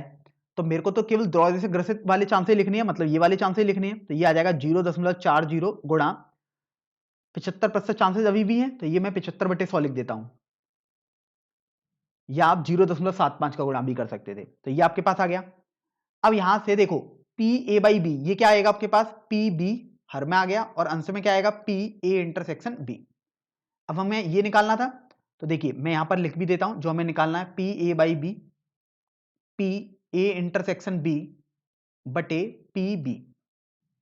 अब PB जो कि हर में लिखा है उसको सबसे पहले हम हल करेंगे। तो PB यदि आप देखोगे तो इसका मतलब है दिल के दौरे से ग्रसित व्यक्ति पाया गया। तो दिल के दौरे से ग्रसित व्यक्ति देखिए दो तरीके से पाया जा सकता है, कि जब उसने ध्यान योग अपनाया हो और तब दौरे से ग्रसित हो गया हो, या दूसरा तरीका है जब उसने दवा विधि अपनाई हो और तब दौरे से ग्रसित वो हो गया हो। तो सबसे पहले तो मैं PB लिख लेता हूं। तो देखो ये आएगा 1/2 गुणा 0.40 गुणा 70/100 प्लस इस वाली विधि से भी तो हो सकता है उसे, तो ये आ जाएगा 1/2 गुणा 0.40 गुणा 75/100, ये आपके पास आ गया। अब देखिए अंश में क्या आएगा, अंश में है A/B, मतलब ये दोनों काम साथ में होने चाहिए। अर्थात अगर आप इसे पढ़ेंगे तो ये लिखा हुआ है कि ध्यान और योग विधि अपनाए और तब दिल के दौरे से ग्रसित हो जाए। तो ध्यान या योग विधि अपनाने के बाद दिल के दौरे से ग्रसित हो जाए, मतलब देखिए ये वाला मेथड है उसके पास, ध्यान योग विधि अपनाइए तब वो दिल के दौरे से ग्रसित हो जाए। तो अगर आप हर में देखेंगे, वो सॉरी अंश में देखेंगे, तो ये आ जाएगा 1/2 गुणा 0.40 गुणा 70/100। अब आप ये आपके पास आ गया, अब बस केवल गणना करना हमारे पास बाकी रह गया है। तो यहां से यदि आप गौर करेंगे तो मैं अभी 1/2 गुणा 0.40/100 इसको कॉमन ले रहा हूं, तो अंश में केवल 70 बचा। अब हर में यदि हम इसको कॉमन लेंगे अर्थात 1/2 गुणा 0.40/100, तो देखिए हर में आपके पास 70 बचेगा यहां से, और यहां से 75 बचेगा। तो 70 + 75 आपने यहां से लिख दिया। फिर आपने देखा कि ये तो आपके पास कैंसिल हो गया, 1/2 से 1/2, 0.40 से 0.40 और 100 से 100।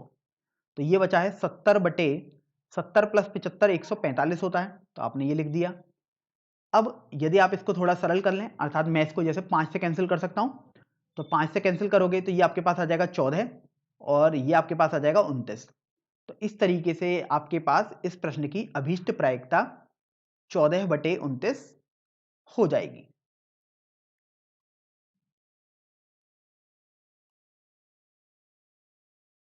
चलिए अब हम अगले प्रश्न की ओर बढ़ लेते हैं, अर्थात प्रश्न संख्या 14 की तरफ।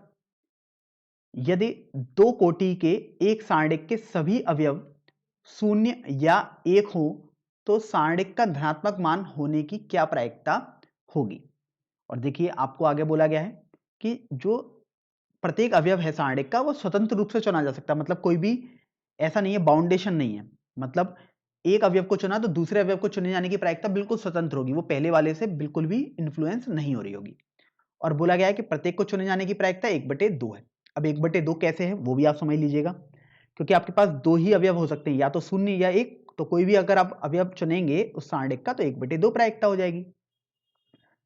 अब यहां से अगर आप देखो तो कोई भी सारणिक आपके पास किस तरीके की होगी, यहां पर हम सबसे पहले समझ लेते हैं।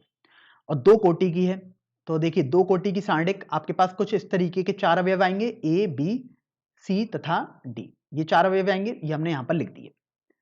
अब आपको बोला गया है कि प्रत्येक अवयव में या तो 0 या 1 ही हो सकता है, मतलब ए भी या तो 0 होगा या 1, बी भी या तो 0 होगा या 1, सी भी या तो 0 या 1, और डी के साथ भी ऐसा होगा कि या तो वो 0 होगा या 1 होगा।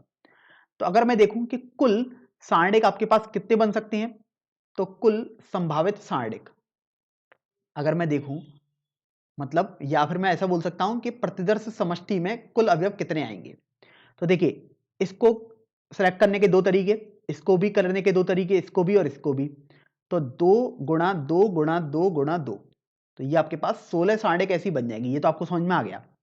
हो सकता है चारों में 0 हो जाए, हो सकता है किसी 2 में 0 हो जाए, हो सकता है किसी 3 में 0 हो जाए, तो ये सब आपको सब केस देखोगे तो 16 आ जाएंगे। अब ये नहीं कि आपको सब कुछ बनाना है, ये बस हमने आपको बताया कि ऐसे 16 आ गए।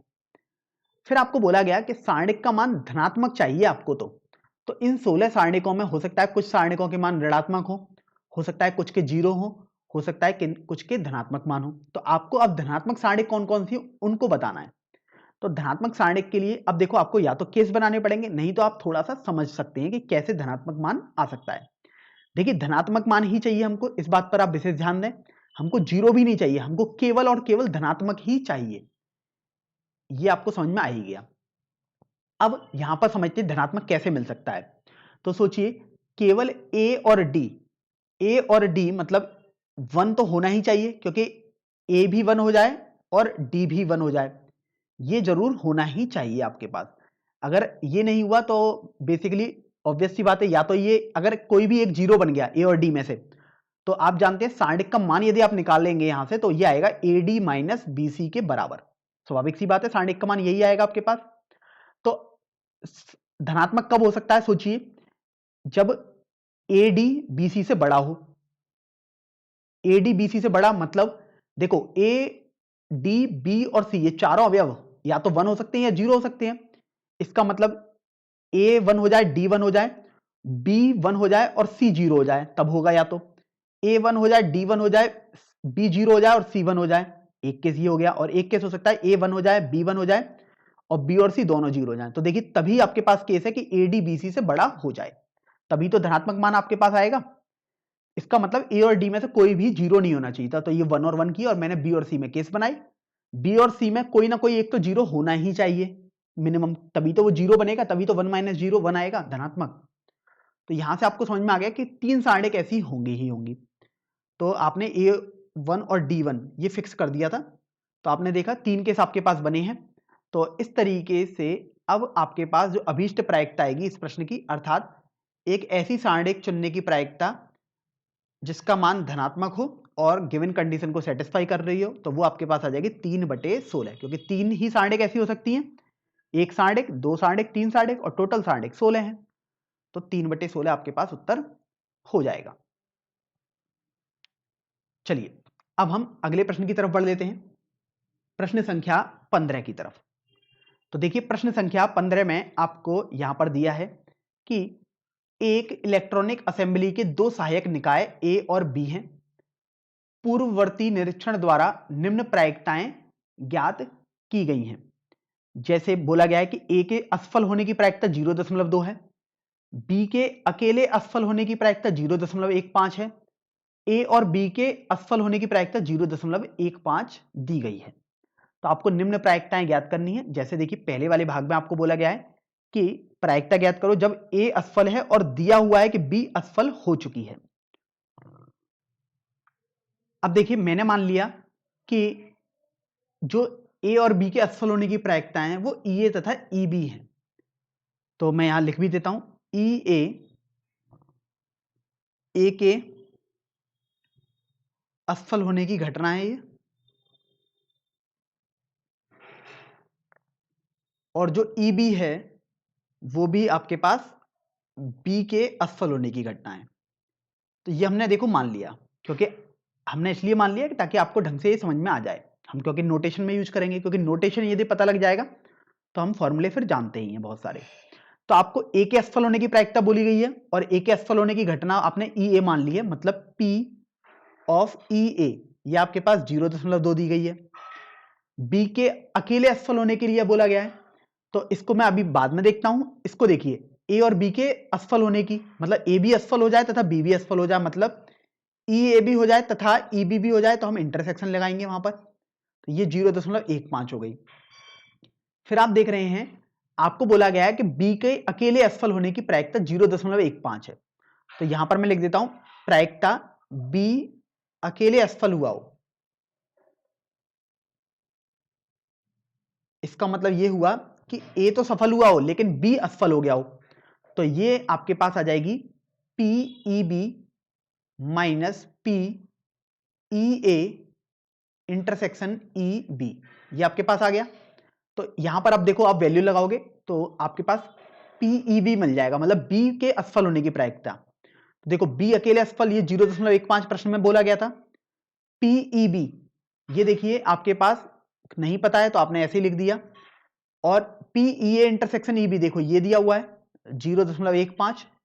तो इस तरीके से अब आपको पीईबी मिल जाएगा जो कि हो जाएगा 0.3।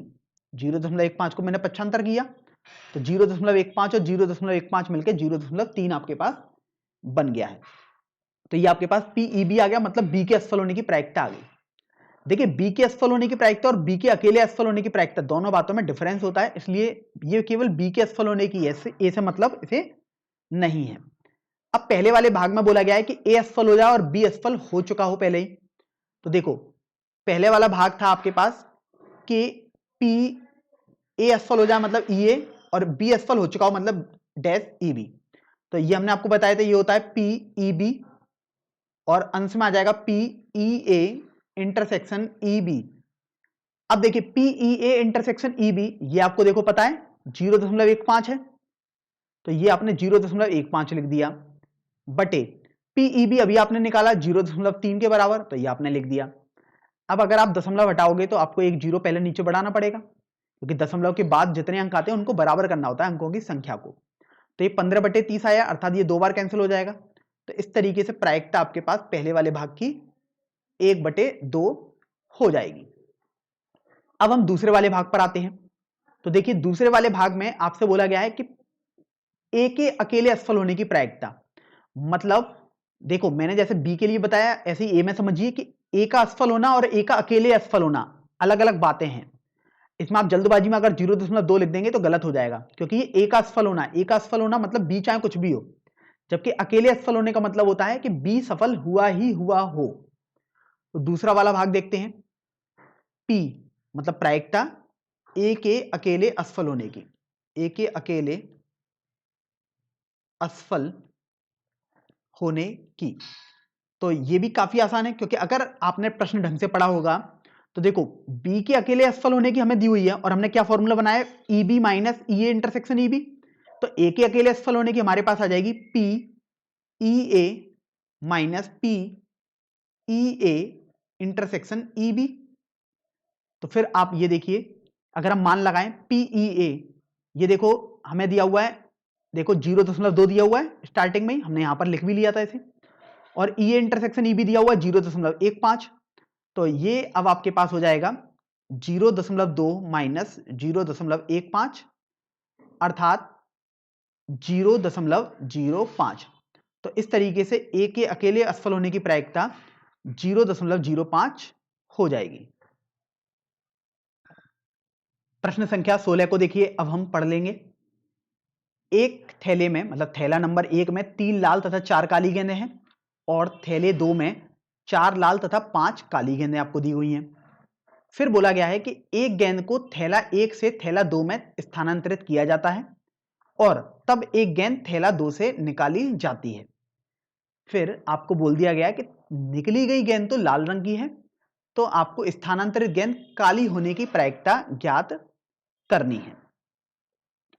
अब यहां से अगर हम इस प्रश्न को थोड़ा समझें तो मैं यहां पर देखो सबसे पहले तो लिख लेता हूं कि क्या क्या अपने पास दिया हुआ है, ताकि हमें बिल्कुल भी कंफ्यूजन ना रहे। थैला 1, इसमें दिया हुआ है 3 लाल मतलब 3 रेड और 4 काली गेंदें मतलब 4 ब्लैक बॉल्स हो गई। और थैला 2, इसमें हमें बोला गया है कि 4 लाल हैं अर्थात 4 रेड हो गई और 5 ब्लैक बॉल्स हो गई मतलब काली गेंद हो गई। फिर आपको बोला गया कि एक गेंद को थैला 1 से थैला 2 में स्थानांतरित किया जाता है। तो देखिए, हो सकता है आपने लाल गेंद स्थानांतरित की हो सकता है आपने काली गेंद स्थानांतरित की हो, ये तो आपको नहीं पता। तो आपके पास 2 केस बने। 2 केस कौन कौन से बने, यहां पर मैं स्थानांतरित वाला केस लिख रहा हूं। यदि मैं, अगर आपने लाल गेंद स्थानांतरित करी है, लाल गेंद स्थानांतरित करी है, ये तो पहला केस हो गया। और दूसरा केस आपके पास क्या हो जाएगा, जब आपने काली गेंद स्थानांतरित करी है। तो ये दूसरा केस आपके पास हो गया। अब यहां पर ये तो आपको पता ही है कि थैला 1 से थैला 2 में करना, तो इसमें तो आपको कोई कंफ्यूजन है ही नहीं। आपके पास 2 केस आ गए कि आपने लाल गेंद स्थानांतरित करी है और दूसरा केस था आपके पास तरीका, मतलब या तो आपने काली गेंद स्थानांतरित करी है। आपके पास 2 तरीके हैं स्टार्टिंग में। अब आप ये सोचिए, अब जो आपको गेंद निकालनी थी वो थैले 2 से निकालनी थी, तो यहां पर मैं थैले 2 के लिए लिख रहा हूं। जब आपने लाल गेंद स्थानांतरित करी थैले 1 से थैले 2 में, तो सोचिए थैले 2 में आपके पास क्या क्या बचा होगा। देखिए, थैले 2 में 4 लाल और 5 काली थी, लेकिन आपने लाल गेंद एक बढ़ा दी, उसमें स्थानांतरित करी है, मतलब एक और बढ़ा दी। तो अब आपके पास 5 लाल और 5 काली हो गई होंगी थैले 2 में। लेकिन यदि आपने काली गेंद स्थानांतरित करी थी तो पहले तो 4 लाल और 5 काली थी, लेकिन अब आपके पास 4 लाल और 6 काली हो जाएंगी, क्योंकि आपने एक काली गेंद बढ़ा दी थैले 1 से थैले 2 में। फिर बोला गया कि अब हम यदि गेंद निकालें इससे, तो देखिए अब आप गेंद निकालोगे तो इसमें भी आपके पास 2 कंडीशन है। हो सकता है काली गेंद निकल जाए और हो सकता है लाल गेंद निकल जाए। यहां पर भी 2 कंडीशन है। थैले 2 में अब गेंद निकालो तो हो सकता है काली निकल जाए और हो सकता है लाल गेंद आपके पास आ जाए बाहर।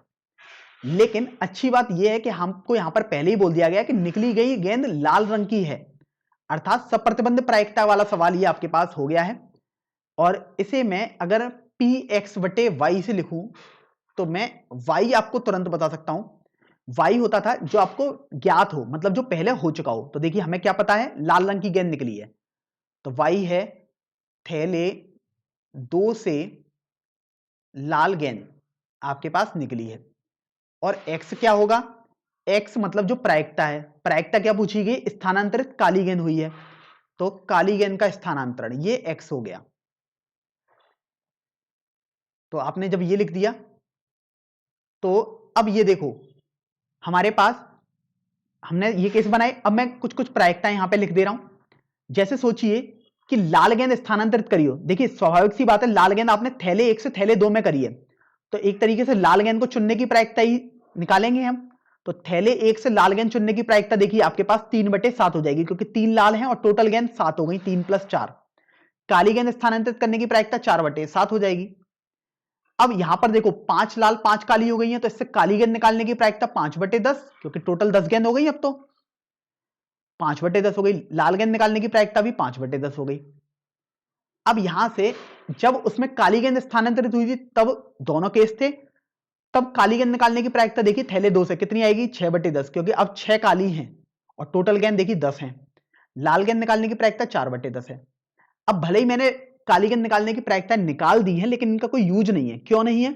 क्योंकि आपको बता दिया गया है कि लाल गेंद ही निकली है, मतलब ये वाली ही आपको निकालने की जरूरत बिल्कुल थी। बाकी तो हमने केवल ऐसे ही निकाल दी हैं, ताकि आपको समझ में आए और चीजें भी। तो अब आपको क्या करना है, आपको निकालना है पी एक्स बटे वाई, ये हमने आपको पहले ही बता दिया, और आप जानते हैं पी एक्स बटे वाई ये आपके पास हो जाएगा पी एक्स इंटरसेक्शन वाई बटे पी वाई। तो देखिए पी वाई मतलब, इसको मैं पहले लिख लेता हूं, हर में जो दिया है पी वाई का मतलब क्या है, पी वाई मतलब थैले 2 से लाल गेंद निकालने की प्रायिकता। अब देखिए थैले 2 से लाल गेंद कैसे कैसे निकल सकती थी, उन प्रोसेस को हम देख लेते हैं। थैले 2 से देखिए, थैले 2 से लाल गेंद यहां पर है, एक यहां पर है, तो सोचिए यहां पर कैसे पहुंच सकते थे स्टार्टिंग से। एक तो ये तरीका अपनाओ आप, तब पहुंच सकते थे, और यहां पर आप कैसे पहुंच सकते थे, जब आप ये तरीका अपनाओगे तब आप पहुंच सकते थे। तो ये दो तरीके हो गए। तो इन दो तरीके को प्रायिकताओं के रूप में आप यहां पर हर में लिख देंगे। तो देखो ये आ जाएगा 3/7 गुणा 5/10, मतलब पहले लाल गेंद स्थानांतरित करी तब लाल गेंद निकाल ली, ये आपके पास हो गया,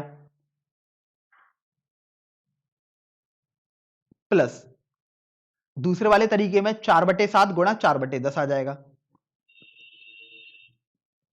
अब देखिए अंश में क्या आएगा, x इंटरसेक्शन y, मतलब x और y दोनों काम होने चाहिए साथ में, दोनों काम होने चाहिए। मतलब आप इसको क्या पढ़ेंगे कि काली गेंद स्थानांतरित हुई हो पहले थैले से और थैले 2 से तब लाल गेंद निकली हो, तो काली गेंद स्थानांतरित होने के बाद लाल गेंद निकली हो, मतलब देखो यही वाला तरीका है, यहां पर देखो यही वाला तरीका है आपके पास। तो अब आप अंश में लिख देंगे 4/7 गुणा 4/10। तो यहां पर आप देखो हर में हमारे पास और अंश में 1/7 गुणा 1/10 कॉमन आ ही रहा है, तो 1/70 बेसिकली कॉमन आ रहा है अंश में और हर दोनों में, तो मैंने 1/70 बेसिकली कॉमन लिया। अब देखिए आपके पास अंश में बचेगा 16, 4 गुणा 4। अब देखिए हर में आपके पास बचेगा 15 + 16, क्योंकि 3 गुणा 5 15 होता है और 4 गुणा 4 16 होता है। तो 1/70 से 1/70 आपके पास कैंसिल हो गया। तो अब देखिए आपके पास ये रह जाएगा 16/31, और यही आपका इस प्रश्न का उत्तर भी हो जाएगा। अब चलिए हम अगले प्रश्न पर आ जाते हैं, प्रश्न संख्या 17 पर। तो देखिए प्रश्न संख्या 17 में आपको बोला गया है कि यदि ए और बी दो ऐसी घटनाएं हैं कि P A not equal to 0, अर्थात पी ए 0 नहीं है, पी बी बटे ए का मान 1 है, तब आप देखिए आपके पास 4 विकल्प हैं और चारों विकल्पों में आपको सही विकल्प का चुनाव करना है। तो देखिए मैं यहां पर जो जो पहले मेरे को पता है इस प्रश्न में वो लिख देता हूं। पी ए 0 नहीं है, और आपको बोला गया है पी बी बटे ए 1 के बराबर है। इसका मतलब ये हुआ कि अगर आप इसको ओपन करते, तो मैंने आपको बताया था लिखने का तरीका, इसको लिखते हैं पी ए, क्योंकि बटे के बाद ए लिखा है मतलब पी ए होता था हमारे पास, जो हमें पहले से पता है, और ये अंश में आ जाएगा पी बी इंटरसेक्शन ए बराबर 1, ये आपके पास आ गया। फिर आप देख रहे हैं कि अगर आप क्रॉस मल्टीप्लाई करें, देखो क्योंकि ये 0 के बराबर तो नहीं है और प्रायिकता है तो हमेशा धनात्मक ही होगी, तो आप क्रॉस मल्टीप्लाई कर सकते हैं। तो ये आपके पास हो जाएगा पी ए इंटरसेक्शन बी। अब ध्यान रखें बी इंटरसेक्शन ए लिखो या ए इंटरसेक्शन बी, दोनों सेम ही बात होती है, इसलिए मैंने ए इंटरसेक्शन बी करके लिख दिया, बराबर पी ए हो गया, ये आपके पास आ गया। अब ये आपके पास जब आ गया, तो अब आपको इससे सोचना है कि क्या हो सकता है। देखिए ये आपके पास 4 विकल्प हैं, अब कैसे हम सोच रहे हैं यहां पर, अभी इसे देख लीजिएगा। यहां पर आप ये देखो कि आपको बोला गया कि पी ए इंटरसेक्शन बी बराबर पी ए है, तो दो केस हो सकते हैं आपके पास, कौन कौन से उनको समझ लेते हैं। देखो ए इंटरसेक्शन बी का मतलब होता है ए और बी दोनों में कॉमन, और वो ए के बराबर आ जाए, मतलब ए क्या हो जाए बीच में छोटा हो जाए और बी क्या हो जाए, बड़ा हो जाए, और ए बी के अंदर हो जाए, तब देखिए पी ए इंटरसेक्शन बी मतलब यही वाला पार्ट आएगा। देखो ये वाला ए इंटरसेक्शन बी मतलब दोनों में कॉमन, देखो पी ए के बराबर आ रहा है। एक तो केस ये आ गया, केस 1। या हो सकता था कि ए बराबर आपके पास फाई आ जाए, मतलब ए में कुछ ना आए, केस 2 ये हो सकता था। अब आपको कौन सा उत्तर करना है उसको समझ लेते हैं, क्योंकि यहां पर आप देखो इसको यदि आप समझोगे तो ये लिखा हुआ है आपके पास ए बी का उपसमुच्चय, ए सबसेट ऑफ बी लिखा है ना ये। तो अब आप बोलेंगे कि सर यहां पर तो ए सबसेट ऑफ बी और ए बराबर फाई दोनों विकल्प दिए हुए हैं, देखो ये भी दिया हुआ है ए और ये दिया हुआ है डी। लेकिन यहां पर आपको इस बात का ध्यान रखना है कि पी ए 0 नहीं है।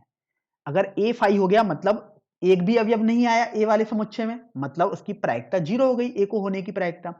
लेकिन आपको तो बोला गया कि ए 0 नहीं है, इसलिए अब आपको इस बात का ध्यान रखना है कि ये हो ही नहीं सकता। तो मैंने एक क्रॉस लिख दिया है, बेसिकली क्रॉस मतलब असंभव है ये आपके पास।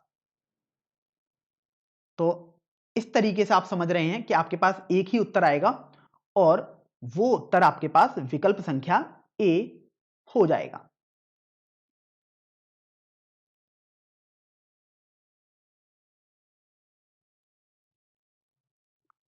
चलिए अब हम प्रश्न संख्या 18 की तरफ आ जाते हैं। प्रश्न संख्या 18 को हम पढ़ लेते हैं। इसमें आपको बोला गया है कि यदि P A by B greater than P ए है तब निम्न में से कौन सही होगा। और देखिए आपके पास यहां पर 4 विकल्प हैं, ए बी सी तथा डी। सही विकल्प आपको चुनना है।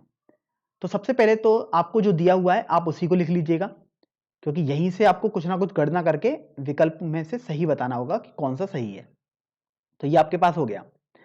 अब यहां पर आप ये देखो कि हमको ये पता है कि पी ए बाई बी, इसको हमने ओपन करना सीखा है। ये होता है फॉर्मूला पी बी, हर में आ गया, अंश में आ जाएगा पी ए इंटरसेक्शन बी।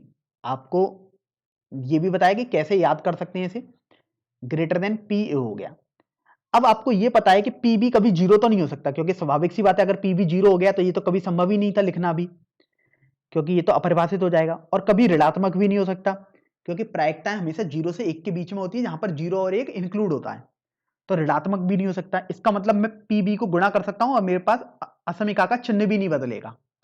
तो अगर आप क्रॉस मल्टीप्लाई करेंगे तो ये आ जाएगा P A intersection B greater than P A into P B. अब यहां पर यदि आप देखो तो विकल्प बी कुछ इस तरीके का दिखाई दे रहा है। मैं ये नहीं कह रहा हूं एग्जैक्ट यही है, इस तरीके का दिखाई दे रहा है। देखेंगे तो यहां पर P intersection be less than दिया हुआ है, लेकिन यहां पर तो ग्रेटर देन है, तो विकल्प बी तो गलत हो गया। ये तो तुरंत समझ में आ गया। अब ए सी और डी, इन तीनों विकल्पों में यदि आप देखोगे तो आपको बी बाई ए दिया हुआ है, बी बाई ए। तो सोचिए बी बाई ए क्या होता है। देखो हर जगह B by A, B by A यहां पर भी है, बी बाई ए यहां पर भी है। तो एक बार बी बाई ए समझ लेते हैं होता क्या है।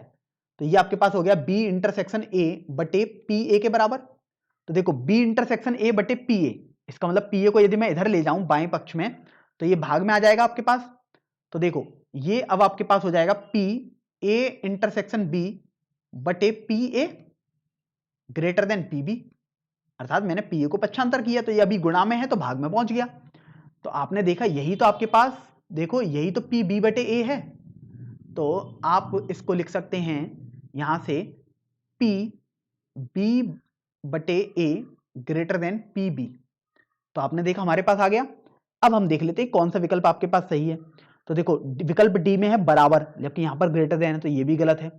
विकल्प ए भी गलत है, आप देख सकते हैं वहां लेस देन लिखा हुआ है, जबकि विकल्प सी बिल्कुल सही आपके पास हो जाएगा। तो इस तरीके से आपने देख लिया कि विकल्प सी यहां पर करेक्ट ऑप्शन हो गया है। चलिए अब हम विविध प्रश्नावली के सबसे अंतिम प्रश्न अर्थात प्रश्न संख्या 19 को हल करेंगे। देखिए यहां पर बोला गया कि यदि ए और बी दो ऐसी घटनाएं हैं कि P A plus P B minus P A और बी बराबर पी ए हो तब क्या होगा। और देखिए आपके पास यहां पर 4 विकल्प आपको दिए हुए हैं, सही विकल्प का आपको चुनाव करना है। तो यहां पर जो आपको पहले से दिया हुआ है उसको मैं लिख लेता हूं। आपको बोला गया है P A plus P B minus P A और बी बराबर पी ए, ये आपको दिया हुआ है। अब यदि आप यहां पर गौर करेंगे कि ये जो पी ए और बी लिखा हुआ है ये भाषा में आपके पास लिखा हुआ है हिंदी में, लेकिन अगर ये गणितीय भाषा में हम कैसे लिखेंगे, अर्थात नोटेशन में कैसे लिखेंगे, तो उसको समझ लेते हैं। P A plus P B minus, देखो ए और बी है, मतलब ए तथा बी दोनों हो जाए, मतलब पी ए इंटरसेक्शन बी, ये आपके पास हो गया। और पी ए को मैंने पक्षांतर कर दिया, तो ये माइनस पी ए हो जाएगा, बराबर 0 आ गया। फिर आपने गौर किया तो देखो माइनस पी ए और यहां प्लस का पी है, तो कैंसिल हो गया आपके पास। अब आपके पास बचा है P B minus P A intersection B बराबर 0। तो ये आ गया पी ए इंटरसेक्शन बी बराबर पी बी। कैसे किया हमने, इसको पक्षांतर कर दिया, तो ये आपके पास आ गया। ये समीकरण संख्या 1 हमने मान लिया। अब आप ये देखिए, जो भी आपके पास विकल्प दिए हुए हैं वो पी बी बटे ए के हैं या पी ए बटे बी के हैं, तो हम दोनों निकाल कर देखेंगे। तो सबसे पहले मान लीजिएगा मैं पी ए बटे बी निकाल कर देखता हूं। पी ए बटे बी निकालूंगा तो ये आ जाएगा पी ए इंटरसेक्शन बी बटे पी बी। तो पी ए इंटरसेक्शन बी, देखिए पहले वाले समीकरण से पी बी के बराबर है और हर में पी बी आपके पास चल ही रहा है, तो ये तो कैंसिल हो जाएगा। तो आपके पास ये आ जाएगा 1 के बराबर। तो जब ये 1 के बराबर आ गया तो P A by B basically 1 के बराबर आया, तो आप देखिए कौन सा उत्तर सही होना चाहिए, विकल्प बी सही होना चाहिए, विकल्प बी और डी में, क्योंकि डी में तो 0 दिया था, ये तो सरासर गलत हो गया। अब बी बाई ए दिए हुए हैं विकल्प ए और सी में, तो अब हम बी बाई ए निकालने का भी प्रयास यहां से करेंगे। तो देखिए अगर मैं पी बी बाई ए निकालूं तो आप कुछ इस तरीके से लिखेंगे, और ये हो जाएगा पी ए इंटरसेक्शन बी बटे पी ए के बराबर। पी इंटरसेक्शन बी हो गया पी बी, समीकरण संख्या 1 से, बटे पी ए। लेकिन अब आप इसके आगे कुछ भी हल नहीं कर सकते, क्योंकि अब आपको नहीं पता कि पी बी और पी ए में क्या संबंध है। आप देख सकते हैं आपको कुछ पता ही नहीं है, पी बी बड़ा है पी ए से या छोटा है या कितना है या बराबर है या 0 है, आपको कुछ भी नहीं पता है ऐसा। इसका मतलब आप इसके आगे निकाल ही नहीं सकते। तो पी बी बाई ए, जैसे आपको देखो विकल्प ए में 1 दिया है, विकल्प सी में 0 दिया है, तो जब आप निकाल ही नहीं सकते तो आप कैसे बोल सकते हैं एग्जैक्ट कि 1 या 0 होगा। तो इस तरीके से आप ध्यान रखेंगे कि विकल्प बी अकेला ही ये आपके पास सही उत्तर हो जाएगा।